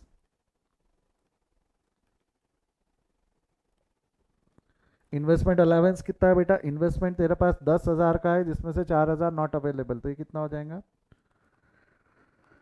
10,000 minus 4,000, this will gonna be 6,000। हाँ या ना?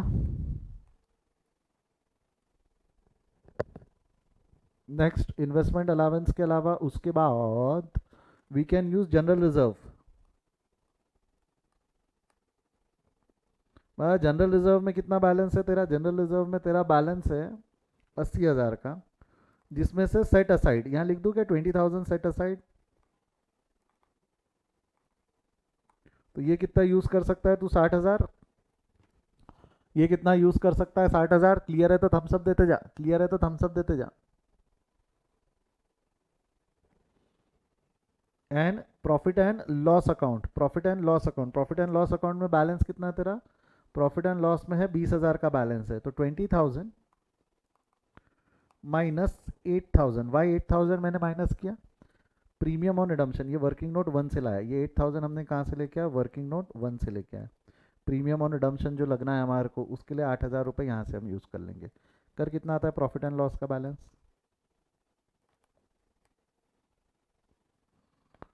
12,000 हो गया।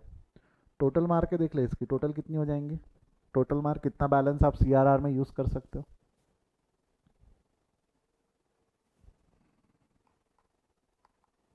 78,000। कितना हो गया ये? 78,000। क्लियर है?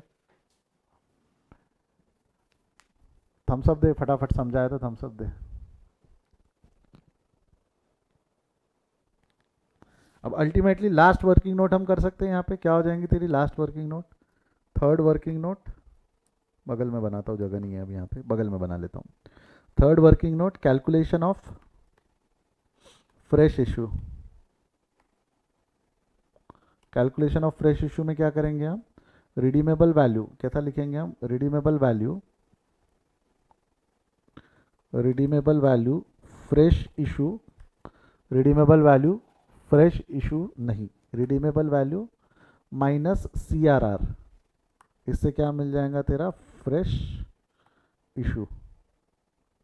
रिडीमेबल वैल्यू कितना हो जाएगा? रिडीमेबल वैल्यू बच्चा जवाब दे, रिडीमेबल वैल्यू 1000 इंटू 100, ये फेस वैल्यू पे रहेगा. 1000 into 100 that's gonna be 1 lakh. C R R लेके आ जा तू वर्किंग नोट नंबर 2 से. सी आर आर का बैलेंस कितना है तेरा? 78,000.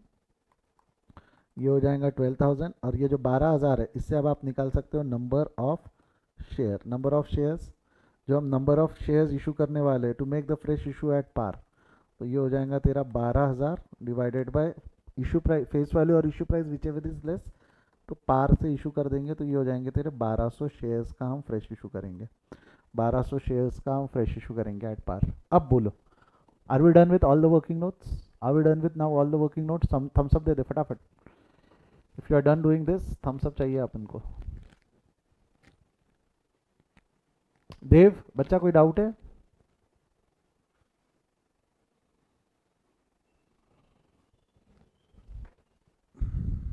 चलिए, the capital structure of the company.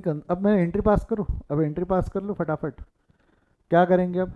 क्या ये सब वर्किंग नोट हो गया तो सबसे पहले अब तो पता है ना नंबर ऑफ शेयर्स कितने हैं, तो पैसा आने दे. सबसे पहले इशू की एंट्री पास कर देंगे. Bank account debit to equity share application allotment. Bank account debit to equity share application and allotment 1200 into 10 बराबर है क्या? 1200 इंटू 10 कितना हो जाएगा? 1200 इंटू 10, मैंने ना क्वेश्चन में चेंज किया, इंस्टीट्यूट के क्वेश्चन में और मेरे क्वेश्चन में चेंज है. तो आप कृपया करके इंस्टीट्यूट की बुक चेक करोगे और फिर ये चेक करोगे सर वहाँ ये लिखा है वहाँ ये लिखा है. मैंने उसको बेस बनाया और मेरे हिसाब से कुछ चेंजेस किए उसके अंदर में. ठीक है. Equity share application allotment account debit 1200 into 10 to equity share capital 1200 into 10. Clear है? बॉडी में गया है तो थम्सअप दे दो. बॉडी में गया है तो थम्सअप दे दो. तुरंत हम क्या कर देंगे? C R R. C R R कितना क्रिएट करने को पड़ रहा है? सी आर आर हमको 78,000. तो सी आर आर के लिए हम यूज़ क्या क्या करेंगे? तो investment allowance reserve. Investment allowance reserve account debit 6,000. Investment allowance reserve account debit 6,000. Clear है? General reserve account debit 60,000. ये लिस्ट है ना हमारे पास में बनी हुई है. General reserve account debit 60,000.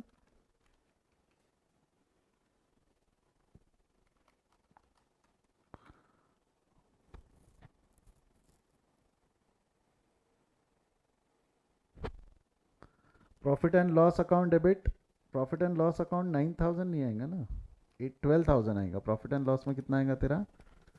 12,000. Profit and loss account debit 12,000. Capital redemption reserve account credit 78,000. I hope आपको ये समझ में आया. समझ में आया तो थम्सअप दे दो. वर्किंग नोट नंबर 2 से लेके आए इसके आंसर हमने. Working note number 2. आगे बढ़ू यहाँ से. देखा जाए तो मैंने 12,000 के फ्रेश इशू कर लिए, 78,000 का सी आर आर क्रिएट कर लिया, तो हो गया ना 1 लाख का प्रोविजन बन गया कि नहीं बन गया? 1 लाख का प्रोविजन बन गया कि नहीं बन गया? बन गया ना 1 लाख का प्रोविजन. ये सुनो,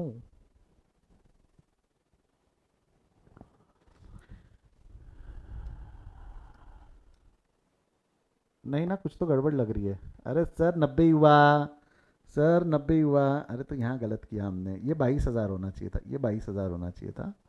हाँ ठीक है ना, मैं आपसे पूछ, कैलकुलेशन आप पे छोड़ देता, आपको तो पता ही है ना मेरा मैथ्स बर्बाद है.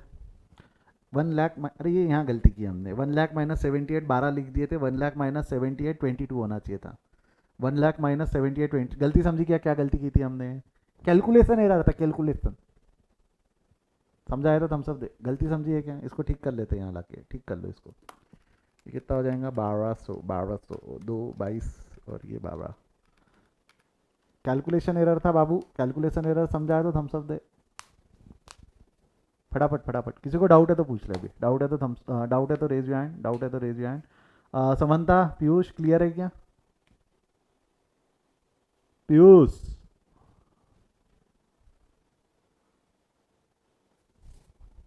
शायद पीयूष हमारे बीच नहीं है. हाँ आ गया थम्स अप. लेट आ रहा है तू, क्या कर रहा है? हाँ. अब क्या करेंगे हम? ड्यू पे ट्रांसफर. ड्यू पे ट्रांसफर मतलब क्या करेंगे? लाइबिलिटी खत्म. प्रेफरेंस शेयर कैपिटल नाम की लाइबिलिटी है. प्रेफरेंस शेयर कैपिटल नाम की लाइबिलिटी कितनी है बच्चा? 1,000 इंटू 100. पे भी करते वक्त हम उनको 10% प्रीमियम पे कर रहे हैं. तो preference share capital account 1,000 into 100. Preference share holder 1,000 into 110 and premium on redemption 1,000 into 10. Pay करेंगे तो preference share holders account debit to bank as about 1,10,000, 1,10,000 clear है? हाँ या ना?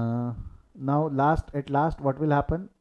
Eight last what will happen? The premium on redemption will be transferred to, premium on redemption है तेरा, premium on redemption है 10,000 का, this will be transfer to premium on redemption 10,000 debit हो जाएगा। प्रीमियम ऑन रिडम्पशन से 2,000 रुपये, 2,000 का balance कहाँ चला जाएगा बच्चा? 2,000 का बैलेंस सिक्योरिटी प्रीमियम में और 8,000 का बैलेंस प्रॉफिट एंड लॉस में। ये वर्किंग नोट 1 में देखा था हमने, आप चाहते हो तो इसके लिए वर्किंग रेफरेंस भी लिख सकते हो वर्किंग नोट 1 का। ठीक है, डन डना डन। बॉडी में गया है तो फटाफट थम्सअप चाहिए, बॉडी में गया है तो तुमको थम्सअप चाहिए। अब याले क्वेश्चन में पास द जर्नल एंट्री तक नहीं था, also give arrangement and also show how the relevant item will appear in the balance sheet of the company. आप पूरी बैलेंस शीट नहीं बना सकते हो, आप पूरी बैलेंस शीट नहीं बना सकते, but relevant item balance sheet में दिखाओ, ऐसा वो बोलता है। रिलेवेंट आइटम बैलेंस शीट में दिखाओ, रिलेवेंट आइटम बैलेंस शीट में दिखाओ मतलब कैसा होता है ध्यान दे। ये हो गई तेरी बैलेंस शीट एजॉट, यहाँ पे आ गया इसमें ये बैलेंस शीट टैली नहीं होती, मैं पहले डिस्क्लेमर दे रहा हूँ, ये बैलेंस शीट टैली नहीं होती, क्योंकि आपने सिर्फ इतने ही बैलेंसेस का इफेक्ट दे दोगे, आप इतने ही बैलेंसेस का इफेक्ट दोगे तो बैलेंस शीट टैली नहीं होती, पहली डिस्क्लेमर दे रहा हूँ। अब शुरू कैसे करोगे शुरू कैसे करोगे ध्यान दे, मैं क्या बोल रहा हूँ, क्वेश्चन वापस पढ़। क्वेश्चन में तेरे पास में बैलेंस शीट का कोई बेस बनाने के लिए दिया हुआ नहीं है, क्वेश्चन में कोई बैलेंस शीट दी हुई है क्या बेस बनाने के लिए, हाँ या ना में जवाब दे, नहीं। बट इन्फॉर्मेशन दी हुई है, जैसा क्या क्या इन्फॉर्मेशन दी हुई है, 20,000 equity shares of 10 each, calci पे लिख, फटाक से लिख कैल्सी पे, 20,000 into 10 M minus, equity shares को क्रेडिट बैलेंस होता है उसको एम माइनस कर दे। उसके बाद में यहाँ पे देखेंगे तो तेरे इक्विटी शेयर्स 22,000 से और क्रेडिट हो गए, तो 22,000 क्रेडिट एम माइनस कर, 22,000 क्रेडिट एम माइनस। उसके अलावा पूरे क्वेश्चन में इक्विटी शेयर्स कहीं नहीं है, तो यहाँ लिख दूँ क्या, equity and liability share holders fund, share holders fund में share capital note number 1, issued subscribe paid up, कितने शेयर्स आ गए, issued subscribe paid up, equity share capital. Memory recall करना कितना बैलेंस आया, जवाब दे, मेमोरी रिकॉल कर कितना बैलेंस आया, कमान हरिया फास्ट, जनता जवाब मांग रही है, कितना बैलेंस आया?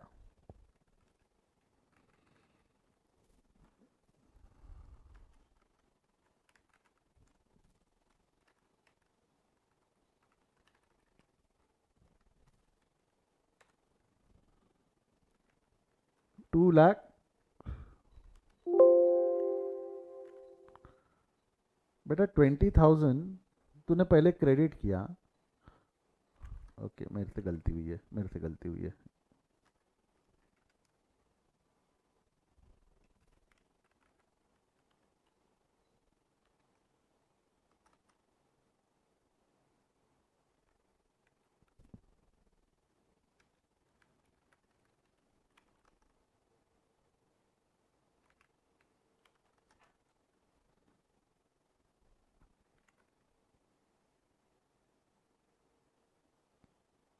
$2,25,000 आता है,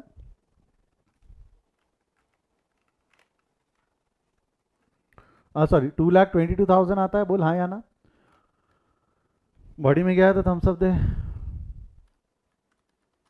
एंड इसको डिवाइडेड बाय 10 कर दिया तो 22,000 इक्विटी शेयर्स ऑफ ₹10 इच हो गया, 22,000, 22,200, 22,200 equity shares of ₹10 etch, 22,200 equity shares of ₹10 etch. Next equity ले लिया, रिडीमेबल प्रेफरेंस शेयर्स तो खत्म हो गए ना ये, तो इसका इफेक्ट नहीं जाएगा। जनरल रिजर्व ले, कैल्सी पे लिख, general reserve 80,000 M minus, redeemable preference share जो कैपिटल है इसको डेबिट कर देना, वो खत्म हो गया। हाँ, general reserve M minus 60,000 debit M plus, और कहीं नहीं है जनरल रिजर्व, तो लिख ले यहाँ पे। अगला है reserve and surplus note number 2, कितना आएगा जनरल रिजर्व का बैलेंस, जनरल रिजर्व का बैलेंस आएगा 20,000, इतना ही मेंटेन करना था ना हमको 20,000। Profit and loss, profit and loss 20,000 credit M minus, profit and loss 20,000 credit M minus, ढूंढ, 12,000 debit M plus, 8,000 debit M plus. Memory recall, क्या प्रॉफिट एंड लॉस का बैलेंस जीरो हो गया क्या, प्रॉफिट एंड लॉस का balance zero हो गया है क्या, बोल हाँ या ना, यस और नो।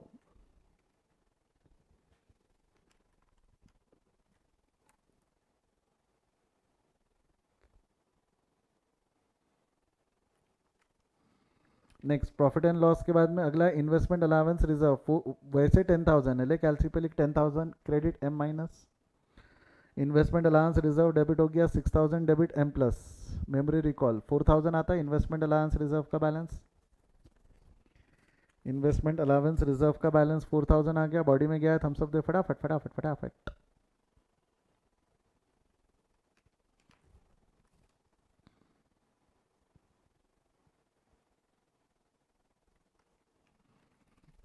देन उसके बाद में क्या हो गया, security premium 2000 credit M minus.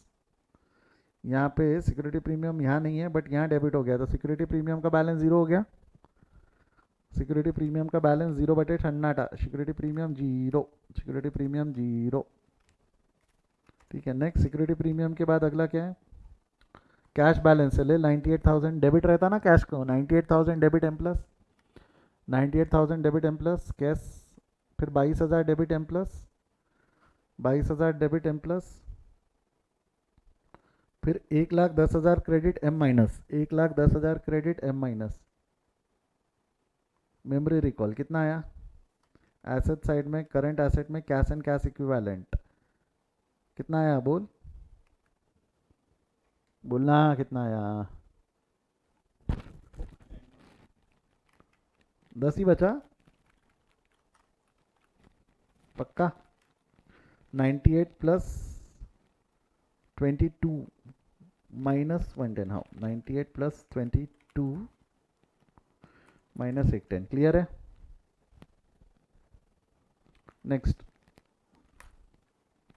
यहाँ तक हो गया, 20,000 सेट असाइड वगैरह हो गया, आगे कुछ भी नहीं है, आगे कोई भी बैलेंस नहीं है।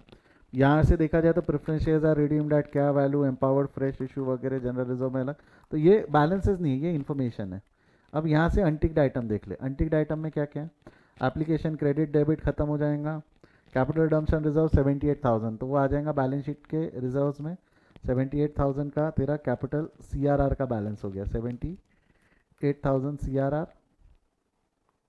Preference share holder credit debit खत्म हो गया, premium on redemption debit credit खत्म हो गया। इसको अभी तो बैलेंस कर ले, प्रेफरेंस शेयर कैपिटल खत्म हो गए 2,22,000, यहाँ आ गए 2,22,000। रिजर्व्स एंड सरप्लस को बैलेंस कर ले, रिजर्व्स एंड सरप्लस का बैलेंस आ गया तेरा 1,02,000 है ना, 1,02,000 ही रहेगा ना, 1,02,000 का बैलेंस यहाँ लेके आ जाओ 1,02,000। अब इसकी तो जो टोटल मारेगा ना तो टोटल नहीं आती इसकी, इसकी अगर तू टोटल मारेगा तो टोटल नहीं आती, तो इसको ऐसे क्वेश्चंस में हम क्या करते हैं, टोटल नहीं लिखते, ऐसे क्वेश्चन में हम टोटल में क्वेश्चन मार्क डाल देते हैं, टोटल में हम क्या डाल देते, question mark. Why, because this is not balance sheet, this is called as balance sheet extract, इसको हम बैलेंस शीट एक्सट्रैक्ट बोलते हैं। तो ऊपर हेडिंग देते वक्त भी बैलेंस शीट नहीं लिखना, बैलेंस शीट एक्सट्रैक्ट लिखना। एक्सट्रैक्ट का मतलब this will not going to tally, this will not going to tally. Body में गया है तो थम्स अप दे, बॉडी में गया है तो थम्स अप दे।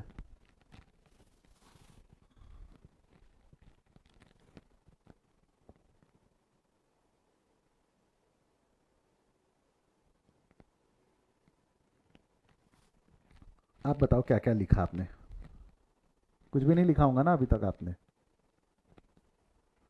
चलिए बगल में आ जाओ, पहले वर्किंग नोट बना लो, सबसे पहले वर्किंग नोट बनेंगे इस क्वेश्चन में। बेटा 8 से लेके 12 मार्क का क्वेश्चन आता है, मैं पहले भी बता चुका हूँ तेरे को। दिखने में आसान दिखता है बट इंस्टीट्यूट खेल जाती है, टॉपिक इतने हल्के में मत लिया करो इंस्टीट्यूट के, है ना। शुरुआत में आसान लग रहे थे, अब समझा इतने भी आसान नहीं है। स्क्रीनशॉट ले रहे हो, चलो स्क्रीनशॉट ले लो फटाफट, वर्किंग नोट के स्क्रीनशॉट ले लो। ले लिया है क्या फर्स्ट पार्ट वर्किंग नोट का स्क्रीनशॉट।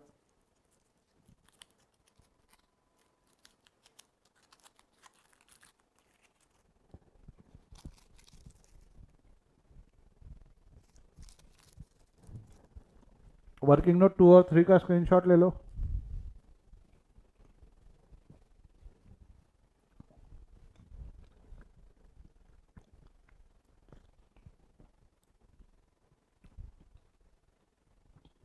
ले लिया वर्किंग नोट 2 और 3 का स्क्रीनशॉट।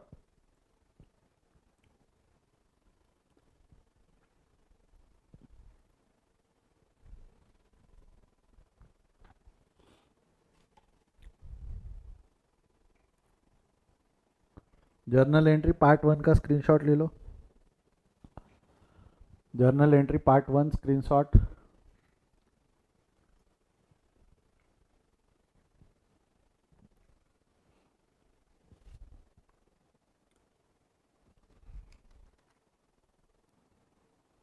जर्नल एंट्री पार्ट 2 का स्क्रीनशॉट।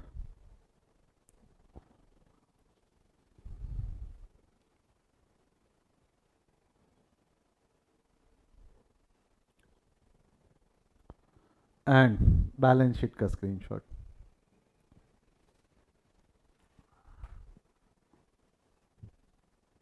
आगे बढ़े।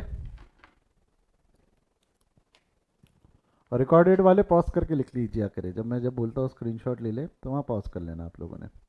Last question of the chapter as well as D. आज हम ये चैप्टर खत्म करके ही जाएंगे, ठीक है। क्या दिया हुआ है पढ़ो। ये भी मैंने होमवर्क दिया था, अच्छा कोई है क्या जिसने प्रॉब्लम नंबर 13 में, मैंने इसलिए कल बताया नहीं था प्रॉब्लम नंबर 13, इसलिए मैंने एक्सप्लेन नहीं किया था। कोई है क्या जो मेरे बताए बगैर इतना दिमाग लगा पाया था? एक हाथ हो सकता है, वो अल्फिया हो सकती है। बेटा अल्फिया, वो जो दिमाग आपने अभी क्लास में लगाया था कि घर पे ही लगा लिया था? गुड, शाबाश। एक बच्चा है जिन्होंने मेरे आज बताने से पहले ही घर पे दिमाग लगा लिया था कि प्रीमियम एडजस्ट करने के लिए पैसा कम पड़ेगा। ठीक है ठीक है ठीक है, पहुँच रहे, धीरे धीरे आपको भी पहुँचाएंगे अभी ये लेवल पे, डोंट वरी, है ना। Have no fear when Krishna sir is here. चलो, the balance sheet of XYZ as at 31st December 2001 intra alliance includes the following: 50,000 preference shares of rupees 100 each, 70 paid up है।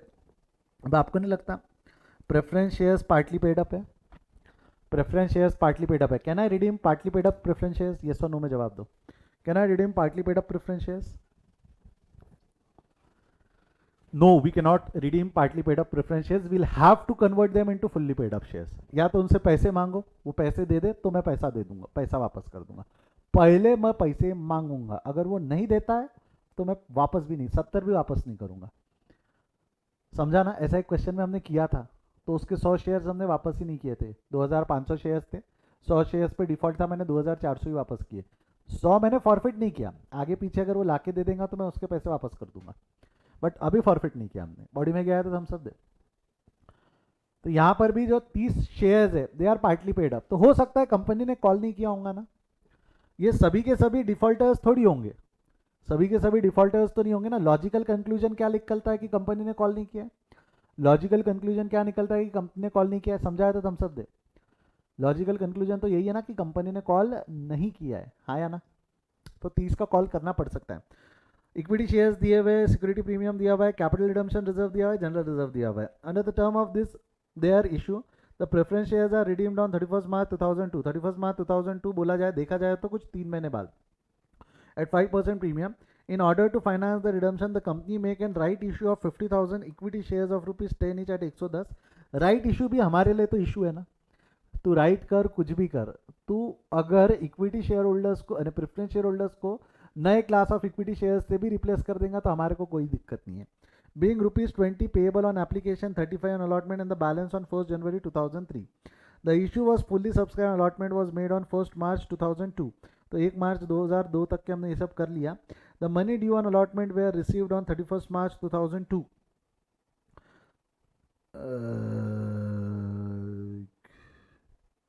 हाँ, application आया, allotment आ गया, तो यहाँ dates दी हुई है। The preference shares were redeemed after fulfilling the necessary condition of section 55। Section 55 का condition CRR। You are asked to pass the necessary journal entry and show the relevant extract from the balance sheet and the corresponding figures as well। करो, सोचो CRR कितना आएगा। सबसे पहला working note मेरे को CRR का आप लोग बताओ कितना बनाओ, CRR का कैलकुलेशन बताओ मेरे को।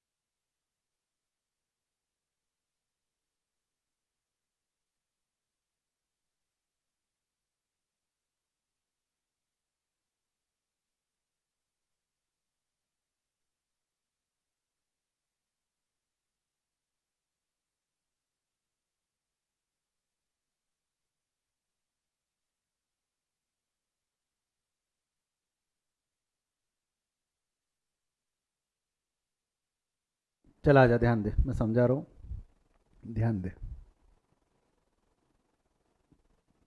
गड़बड़ क्या करोगे? अच्छा, सबसे पहला तो आपको नहीं लगता क्या जो पार्टली पेड अप है उसको फुल्ली पेड अप में कन्वर्ट करना पड़ेगा? एक बार हाँ या ना बोल। जो पार्टली पेड अप है क्या उसको फुल्ली पेड अप में कन्वर्ट करना पड़ेगा? पट से उसकी एंट्री पास कर ले, पार्टली पेड अप को फुल्ली पेड अप कन्वर्ट करने की एंट्री पास कर ले। मैं देखना चाहता हूँ कितने लोग कर पाते। Come on hurry up fast, do it.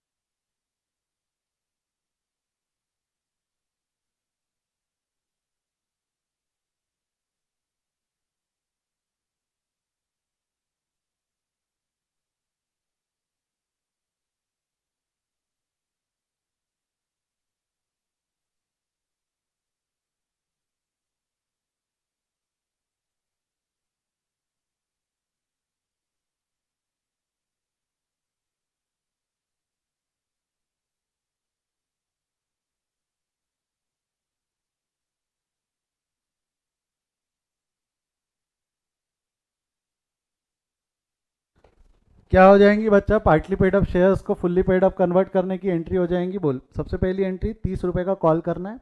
ये मैं एक बार पास कर देता हूँ। Bank preference share final call account debit to 8% preference shares. Preference share final call account debit to 8% preference shares. 50,000 into 30।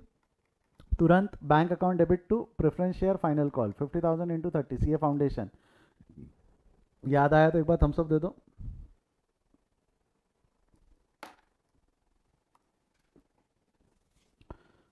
अब ज़रा ध्यान देना। अब मैं क्या बोल रहा हूँ ज़रा ध्यान देना। अब ज़रा टाइमलाइन बनाते। जो भी इंफॉर्मेशन इस क्वेश्चन में दी हुई है उस क्वेश्चन की मदद से वील प्रिपेयर अ टाइमलाइन। यहाँ पे हमारे को 31 दिसंबर 2001 के बैलेंसेस दिए हुए। ये टाइमलाइन हो गई तेरी। ये बैलेंसेस कब के दिए हुए? 31 दिसंबर 2001 के बैलेंस दिए हुए। अब सुन, जो हम फ्रेश इशू कर रहे हैं, राइट इशू कर रहे हैं ना, हमने कितना का राइट इशू किया हुआ है? 50,000 equity shares of ₹100 each. Application पे इतना, अलॉटमेंट पे इतना, गाँव भरे का दिया हुआ है। On 1 January 2001 the issue was fully subscribed and allotment made on 1 March 2002। The money due on allotment way received on 31 March 2002। तो 31 मार्च 2002 तक हमको पैसा मिल गया। तो आपने इशू कौन सा तारीख किया? एप्लीकेशन का पैसा कौन सी तारीख को मिला? बच्चा जवाब दे। एप्लीकेशन का पैसा 1 जनवरी 2003 को मिला, ये मान लेते हैं हम। एप्लीकेशन का पैसा जो हमको मिला 1 जनवरी 2001 को मिला एप्लीकेशन। कितना पैसा मिलने वाला है हमको? 50,000 शेयर्स पे 20 रुपये। 50,000 शेयर्स पे 20 रुपये, ज़रा कर कितना होता है? 50,000 इंटू 20 कितना होता है? पट्टा जवाब दे। हमने 50,000 इंटू 20, कमान हरी, फास्ट फास्ट फास्ट।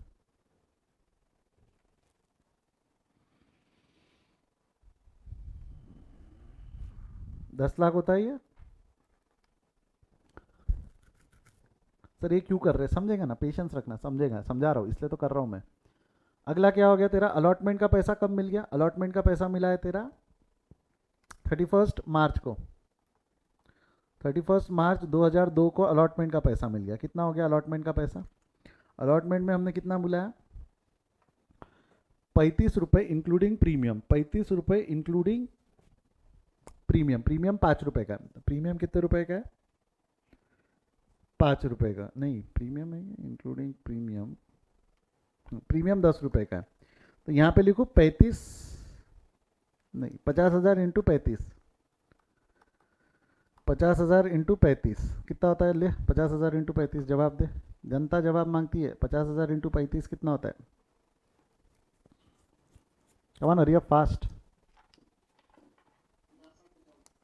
हम्म,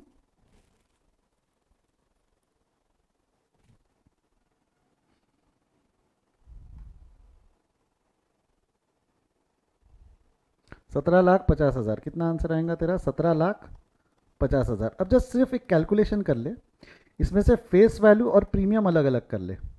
फेस वैल्यू मतलब हो जाएगा तेरा 50,000 इंटू 25 और 50,000 इंटू 10, यानी 5,00,000 की फेस वैल्यू हो जाएंगी और 12,50,000 का फेस वैल्यू और 5,00,000 की प्रीमियम हो जाएंगी। ये समझ में आया तो थम्स अप दे। ये टाइमलाइन समझ में आई तो थम्स अप दे फटाफट। टाइमलाइन में क्या कर रहा हो समझ में आया तो थम्स अप दे। अब हम क्या करने वाले, 31 मार्च को, यही सेम तारीख है, मैं थोड़ा आगे लिख रहा हूँ, 31 मार्च 2002 को हम रिडीम करने वाले। कितने? 50,000 इंटू 100, 50,000 इंटू 100, यानी कि 50,000 इंटू 100 है ना, 50,000 इंटू 100 कितना हो जाएगा? 50,00,000 के शेयर्स को हम रीपे करने वाले। ये बॉडी में गया तो थम्स अप दे। ये रीपेमेंट जो होने वाला है एट 5% प्रीमियम, वो मैटर अलग है। एट 5% प्रीमियम वो मैटर अलग है, वो तो ले लेंगे हम। अच्छा, एप्लीकेशन हो गया, अलॉटमेंट हो गया, सर फाइनल कॉल कब होने वाला है? एप्लीकेशन हो गया, अलॉटमेंट हो गया, सर फाइनल कॉल कब होने वाला है? ये दिया हुआ है यहाँ पे, ये देखिए दिया हुआ है, allotment and the balance on 1 जनवरी 2003, 1 जनवरी 2003 को। तो आपको नहीं लगता 1 जनवरी 2003 ये इसके बाद आएगा? यहाँ पे फाइनल कॉल करेंगे हम, यहाँ पे फाइनल कॉल करेंगे। तो फिलहाल ये हमारे काम का नहीं है, फिलहाल ये हमारे काम का नहीं है। यहाँ तक क्वेश्चन समझ में आया तो थम्स अप दे। क्वेश्चन बॉडी में गया है तो थम्स अप दे। क्लियर है क्या? क्वेश्चन बॉडी में गया है तो थम्स अप दे। अब मैं आपसे कुछ सवाल पूछ रहा हूँ, अब मैं आपसे कुछ सवाल पूछ रहा हूँ, सीआरआर कितना क्रिएट करना पड़ेगा ओरिजिनली हम? अच्छा सीआरआर छोड़ दे, रिडीमेबल वैल्यू कितनी है? रिडीमेबल वैल्यू कितनी है? जवाब दे। Redeemable value in terms of face value पूछ रहा हूँ, सामने लिखी है, जवाब दे। Redeemable value in terms of face value पूछ रहा हूँ, कितनी है? कैलकुलेटर कहाँ गया मेरा?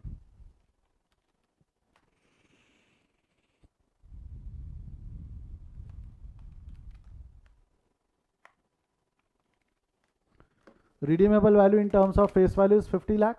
redeemable value in terms of face value is 50 lakh.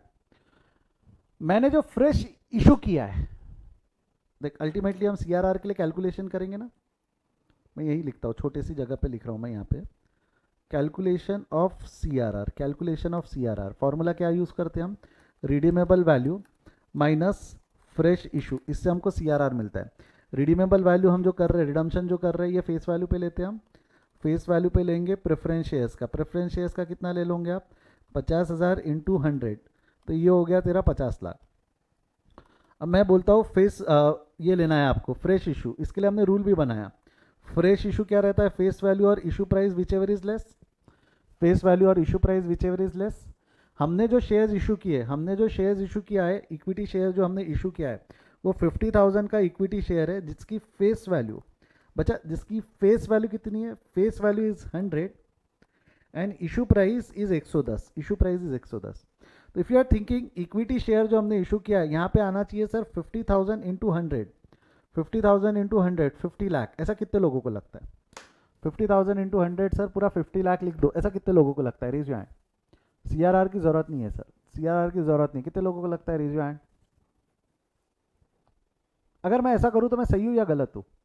अगर मैं ऐसा करूँ तो मैं सही हूँ या गलत हूँ? टाइमलाइन को देखो, समझ में आएगा। अगर मैं ऐसा करूँ तो मैं सही हूँ या गलत हूँ? हमारा सीआरआर क्रिएट करने का इंटेंशन क्या होता था? याद कर, सीआरआर क्रिएट करने का इंटेंशन क्या होता था? Anyone remember what was the intention to create CRR? Debt equity ratio. ओहो, जवाब दो, डेथ इक्विटी रेशो, यस और नो? हमारा सीआरआर क्रिएट करने का इंटेंशन होता था डेथ इक्विटी रेशो।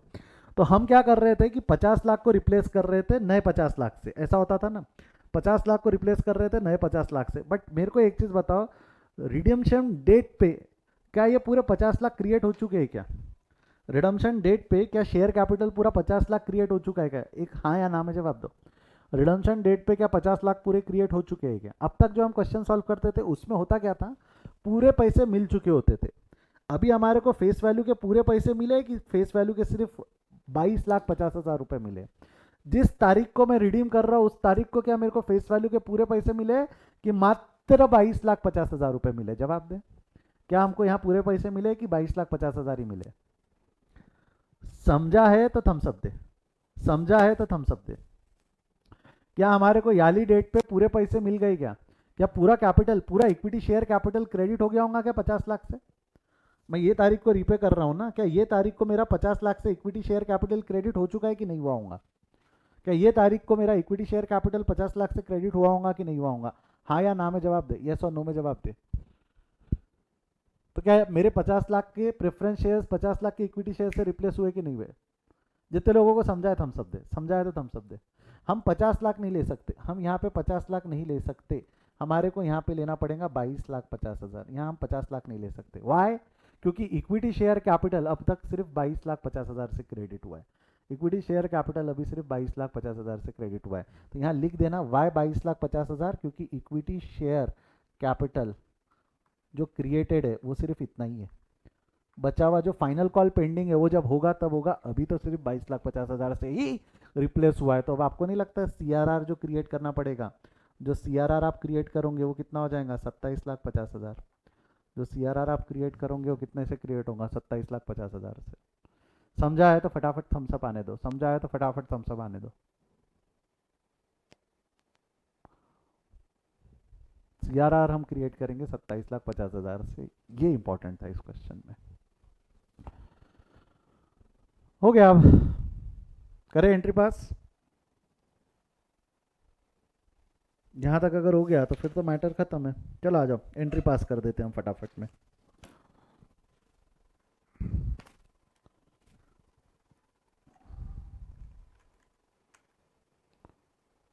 ये प्रेफरेंस शेयर फाइनल कॉल में मान के चलता हूँ आपने ये 1 जनवरी 2001 को ही कर लिया, तुरंत कर लिया, उसने 2-3 महीने में ला दिया, फिर हम रीपे कर रहे हैं। या आप कोई भी डेट ले लो, कोई दिक्कत नहीं है। अब आपने इशू किया है, number of share, right issue. In order to finance the fund the right issue was made. अब राइट इशू जो आपने किया हुआ है उसमें से एप्लीकेशन का पैसा कब आया हुआ है? देखिए यहाँ टाइमलाइन में दिया हुआ है। एप्लीकेशन का पैसा कब आ गया? 1/1/2002 एप्लीकेशन रिसीव होंगी, एप्लीकेशन रिसीव होंगी, एंट्री क्या होंगी? इशू के वक्त एप्लीकेशन का पैसा आएगा। Bank account debit to equity share application, इसकी तारीख क्या रहने वाली? 1/1/2002। Bank account debit to equity share application 50,000 into 20। तुरंत हम equity share application account debit to equity share capital कर देंगे 50,000 इंटू 20। ये समझाया तो थम्सअप दे, ये समझाया तो थम्सअप दे बेटा। ठीक है, ये हो गया इक्विटी शेयर एप्लीकेशन। अलॉटमेंट कब ड्यू हुआ है? अलॉटमेंट कब ड्यू हुआ है? देख, अलॉटमेंट ड्यू कब हुआ है उसकी डेट शायद अलग दी हुई है। अलॉटमेंट हम ड्यू कर रहे हैं 1 मार्च को, और उसका पैसा मिल रहा है 31 मार्च को। तो अलॉटमेंट जब हमने ड्यू किया, अलॉटमेंट ड्यू किया तो equity share allotment account debit to equity share capital, इसकी डेट होगी 1 मार्च 2002। तो इसमें पैसा कैसा मिलेगा? 50,000 इंटू 35, 50,000 इंटू 25 और 50,000 इंटू 10 सिक्योरिटी प्रीमियम। और रिसीव किया है bank account debit to equity share allotment account 50,000 into 35। कौन सी तारीख को रिसीव किया हमने ये? 31/3/2002 को। डेट समझ में आई क्या? डेट समझ में आई तो थम्सअप दे दे, डेट समझ में आई तो थम्सअप दे दे फटाफट। हमने पैसा रिसीव कर लिया, फ्रेश इशू कंप्लीट हो गया, यहाँ पे फ्रेश इशू कंप्लीट हो गया। फ्रेश इशू कंप्लीट हो गया तो अगली एंट्री क्या की रहती है? अगली एंट्री बोल, एक चार्ट में लिख कोई। अगली एंट्री फ्रेश इशू हो गया तो डोंट यू थिंक अगली एंट्री विल बी सीआरआर? अगली एंट्री विल बी सीआरआर। 27,50,000 का सीआरआर क्रिएट करना है। तो 27,50,000 का सीआरआर क्रिएट करेंगे। General reserve account debit to CRR. आप चाहो तो जनरल रिजर्व वापर लो, पीएनएल वापर लो। क्वेश्चन में क्या दिया हुआ है? जनरल रिजर्व दिया हुआ है। 50 लाख का जनरल रिजर्व है, तो जनरल रिजर्व में से हम कितने का सीआरआर क्रिएट कर सकते हैं? सीआरआर कितने का क्रिएट करना है हमारे को? सीआरआर, सॉरी ये गलत लिखा हुआ है। कितना सीआरआर क्रिएट करना है हमको? 27,50,000। 27,50,000 ठीक है। वर्किंग नोट से लाया हमने, बॉडी में गया था थम्सअप दे, बॉडी में गया था थम्सअप दे। ड्यू पे ट्रांसफ़र, अब ड्यू करेंगे। ड्यू करते वक्त ध्यान रखना, हमने पूरे 50,000 के प्रेफरेंस शेयर्स रिपे करना है 5% प्रीमियम पे। फाइनल कॉल करके हमने फुल्ली पेड अप कर चुके हैं उसको। 10% preference share capital account debit 50,000 into 100, repay करते वक्त 5% का प्रीमियम देना है। तो 50,000 इंटू 105 और premium on redemption will be debited 50,000 into 5। Repay कर देंगे तो bank account preference share holders account debit to bank, and last में the balance of premium will be transfer to security premium. Security premium में balance है तो premium on redemption account debit general reserve account debit to security premium. यहाँ general reserve नहीं लिखना, क्या लिखना? Security premium.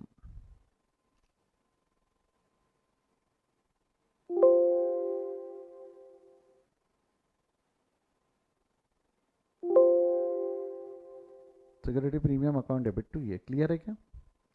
अच्छा, ये ऊपर नीचे लिख दिया था हमने, यहाँ 2.5 लिखना था, ऊपर 22 लिखना था, हमने यहाँ 27 और ऊपर 2.5 लिख दिया था। आई होप समझ में आया आपको। समझा है तो थम्स अप दो, समझा है तो थम्स अप दो। एक्सट्रैक्ट बना ले, बैलेंस शीट का एक्सट्रैक्ट भी पूछा हुआ था, बनाए बैलेंस शीट का एक्सट्रैक्ट?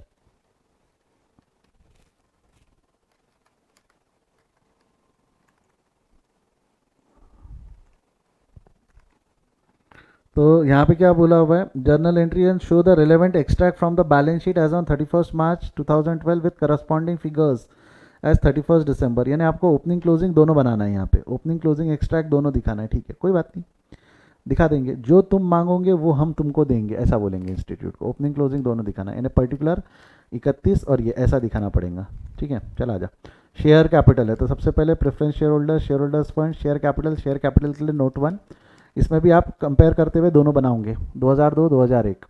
तो पहले हम 2000, ये 31 दिसंबर होना चाहिए, 31 दिसंबर के ले लेते हैं। मेरे को था 31 दिसंबर के बैलेंसेस लिखना कोई दिक्कत का काम नहीं है। सब्सक्रिप्शन, इक्विटी शेयर्स, ये जो है, एक मिनट, 31 दिसंबर के बैलेंसेस क्या क्या है बच्चा तेरे पास? फॉर्मेट सेल कहाँ गया? 31 दिसंबर के बैलेंसेस ऑलरेडी बैलेंस शीट में दिए हुए हैं, बोल एक बार हाँ या ना। 31 दिसंबर के बैलेंसेस दिए हुए हैं ना, 50,000 के रिडीमेबल प्रेफरेंस शेयर्स है, 1 लाख रुपए के इक्विटी शेयर्स है, तो यहाँ पे लिख लेना 1 लाख के इक्विटी शेयर्स। ये 31 दिसंबर का बैलेंस हो गया तेरा, 1 करोड़। प्रेफरेंस शेयर्स हो जाएंगे तेरे यहाँ पे, preference shares of 70 paid up, ये हो गया तेरा 3,50,000, 3,50,00,000। ये 31 दिसंबर के बैलेंस हो गए। समझाए तो थम्स अप दे, समझाए तो थम्स अप दे। यहाँ तक क्लियर है क्या?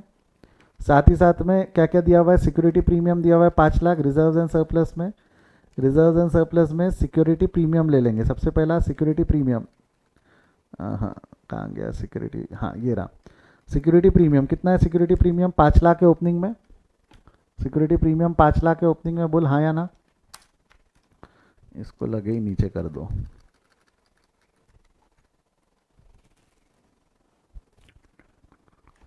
सिक्योरिटी प्रीमियम के बाद में अगला क्या हो जाएगा तेरा? General reserve. जनरल रिजर्व नहीं, कैपिटल रिडम्पशन रिजर्व था 20 lakh, capital redemption reserve 20 lakh है, और जनरल रिजर्व तेरा 50 लाख है। ये समझाया तो थम्सअप दे दे। ओपनिंग बैलेंसेस मैंने कैसे लिखा है ये समझाया तो फटाफट थम्सअप चाहिए मेरे को। ओपनिंग बैलेंस क्लियर है सभी को? हमने पहले जितनी ओपनिंग की इन्फॉर्मेशन दी हुई थी वो लिख दी। अब हम इस साल की इन्फॉर्मेशन पे फोकस करेंगे, अब हम इस साल की इन्फॉर्मेशन पे फोकस करेंगे। चलिए शुरू करते हैं, रेडी स्टडी गो करिएगा मेरे साथ। सबसे पहले बेस बना लो इसी को, ले यहाँ लिखा है ना, सारे फिगर तूने यहाँ ला लिए। इक्विटी शेयर कैपिटल है, बट इक्विटी शेयर कैपिटल ये फुल्ली पेड अप है। हमने भी इक्विटी शेयर कैपिटल इशू किया है, बेटा ध्यान रखना। हमने जो इक्विटी शेयर कैपिटल क्रेडिट किया ये फुल्ली पेड अप है कि पार्टली पेड अप है? हमने जो इक्विटी शेयर कैपिटल क्रेडिट किया है ये फुल्ली पेड अप है या पार्टली पेड अप है? जवाब दे चैट में, जिसने सही जवाब दिया उसको एक चॉकलेट। ये जो fully paid up share capital है ये फुल्ली पेड अप है या पार्टली पेड अप है? डोंट यू थिंक ये पार्टली पेड अप है? इसके ऊपर हमने सिर्फ 20 और 25 ही मंगा है, तो इसको अलग हेड बना लेना।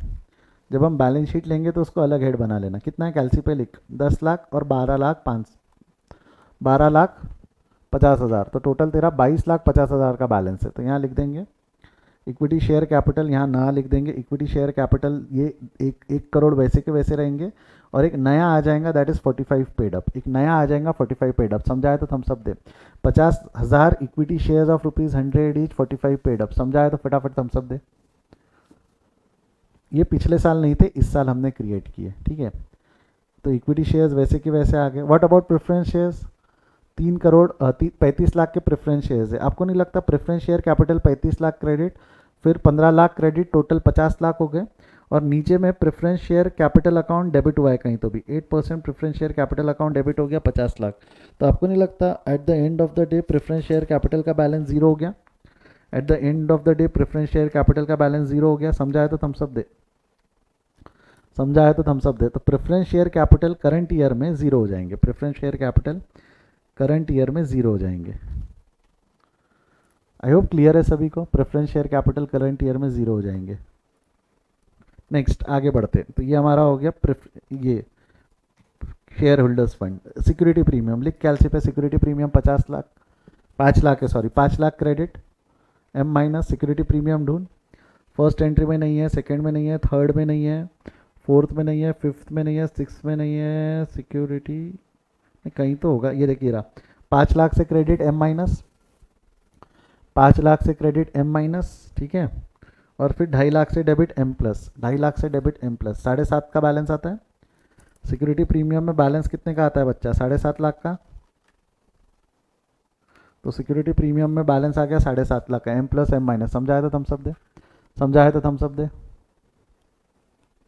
कैपिटल रिडम्पशन रिजर्व में 20 लाख का बैलेंस है, ले कैलसी में credit M minus. Capital redemption reserve है कहीं तो भी है कैपिटल रिडम्पशन रिजर्व, ये देखिए रहा, 27,500,000 से क्रेडिट एम माइनस, 27,500,000 से credit M minus. Memory recall कितना आ जाएगा capital redemption reserve? 47,50,000, 47,50,000। General reserve 50 lakh credit M minus. General reserve ढूंढ, फर्स्ट नहीं, सेकंड नहीं, थर्ड नहीं, फोर्थ नहीं, फिफ्थ नहीं, सिक्स नहीं, ये देखिए यहाँ रहा, 22,50,000 से डेबिट, 27,50,000 से डेबिट, डेबिट यानी एम प्लस, 27,50,000 से debit M plus. Memory recall कर तो कितना आया जनरल रिजर्व? मेमोरी रिकॉल कर तो कितना आया?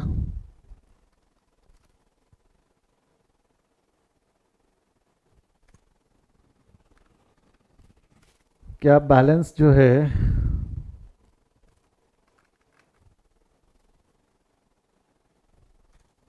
22,50,000 आता है, बोल हाँ या ना। 22,50,000 आता है, बोल हाँ या ना। समझाया तो थम्सअप दे दे, समझाया तो थम्सअप दे दे। नेक्स्ट हो गया, सिक्योरिटी प्रीमियम हो गया। और कोई बैलेंस? अब अनटिक्ड आइटम देख लो एक बार, अनटिक्ड आइटम कुछ है क्या? Call debit, call credit. Bank account है, बैंक अकाउंट का बैलेंस बनाना है तो बना सकते हो, बट बैंक का ओपनिंग बैलेंस नहीं पता हमको तो दिक्कत जाएंगी, क्योंकि पेमेंट ज़्यादा हुआ। बैंक छोड़ देना, बैंक को इग्नोर करना। अभी बैंक अनटिक्ड रहने दो, एक काम कर, बैंक को अनटिक्ड रहने दे। Application credit debit, allotment debit credit, general reserve पे टिक है, premium on redemption debit credit, preference share holders debit credit. अब एक काम कर, कैलसी पे बैंक अकाउंट बना ले, कैलसी पे बैंक अकाउंट बना, मेरे साथ बना bank account. 15 lakh debit M plus करते जा, 15 लाख डेबिट एम प्लस किया क्या? 15 lakh debit M plus, 10 lakh debit M plus, 17,50,000 debit M plus किया, 17,50,000 debit M plus, 52,50,000 credit M minus कर, तो 52,50,000 credit M minus. Memory recall कर तो कितना आता है? मेमोरी रिकॉल कर तो कितना आता है?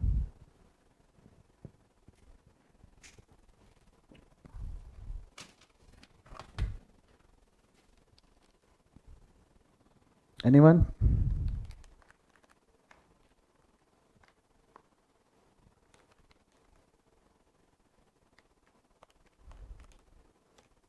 -10 लाख आया क्या? -10 लाख।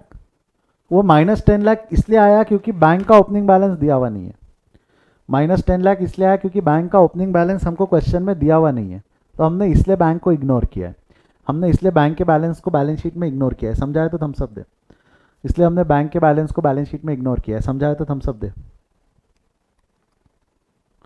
हो गया? कैपिटल का टोटल निकाल लो, कैपिटल के रिस्पेक्टिव टोटल्स कितने आ रहे हैं।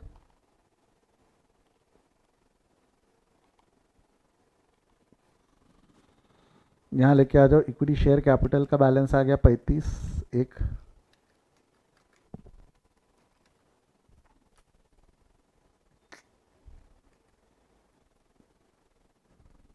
22 का इतना है, और इसका इतना है 1 35, और इसका इतना है, इसका इतना है, कितना आ गया ये?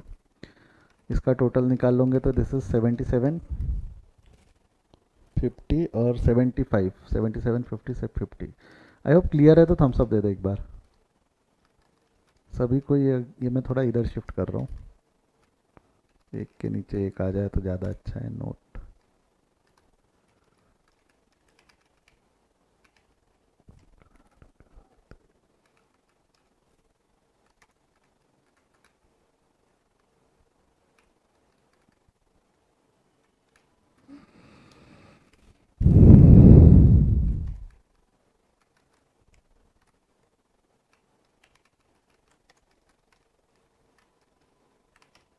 एक मिनट, हाँ एक मिनट, थोड़ा सा फॉर्मेट ठीक कर लेने दो। किसी को कोई डाउट है तो रेज योर हैंड। किसी को कोई डाउट है तो raise your hand, you are free to raise your hand. किसी को कोई डाउट है तो पूछ लो, अभी पूछ लो। बाद में ये नहीं रहेगा कि सर बाद में पूछ लेंगे, कल पूछ लेंगे, दोस्त भाई से पूछ लेंगे, ऐसा कुछ नहीं करना। तो अल्टीमेट यहाँ हमने जो कंसेप्ट पढ़ा उसमें क्या पढ़ा कि भाई जितना शेयर कैपिटल में क्रेडिट हुआ उतना ही सीआरआर में से रिडीमेबल वैल्यू करके हमने माइनस करना है। चलिए छाप लीजिए इसको, स्क्रीन पहले वर्किंग नोट लिख लेते, पहले वर्किंग नोट का स्क्रीनशॉट ले लेते, फटाफट वर्किंग नोट का स्क्रीनशॉट ले लो। Come on hurry up fast, working note का स्क्रीनशॉट ले लो। ले लिया है स्क्रीनशॉट? इसका स्क्रीनशॉट ले लो, जर्नल एंट्री पार्ट 1 स्क्रीनशॉट ले लो। Journal entry part 1 done. Part 2 का स्क्रीनशॉट ले लो। Part 2 screenshot done. रिकॉर्डेड वाले पॉज करके लिख लीजिएगा।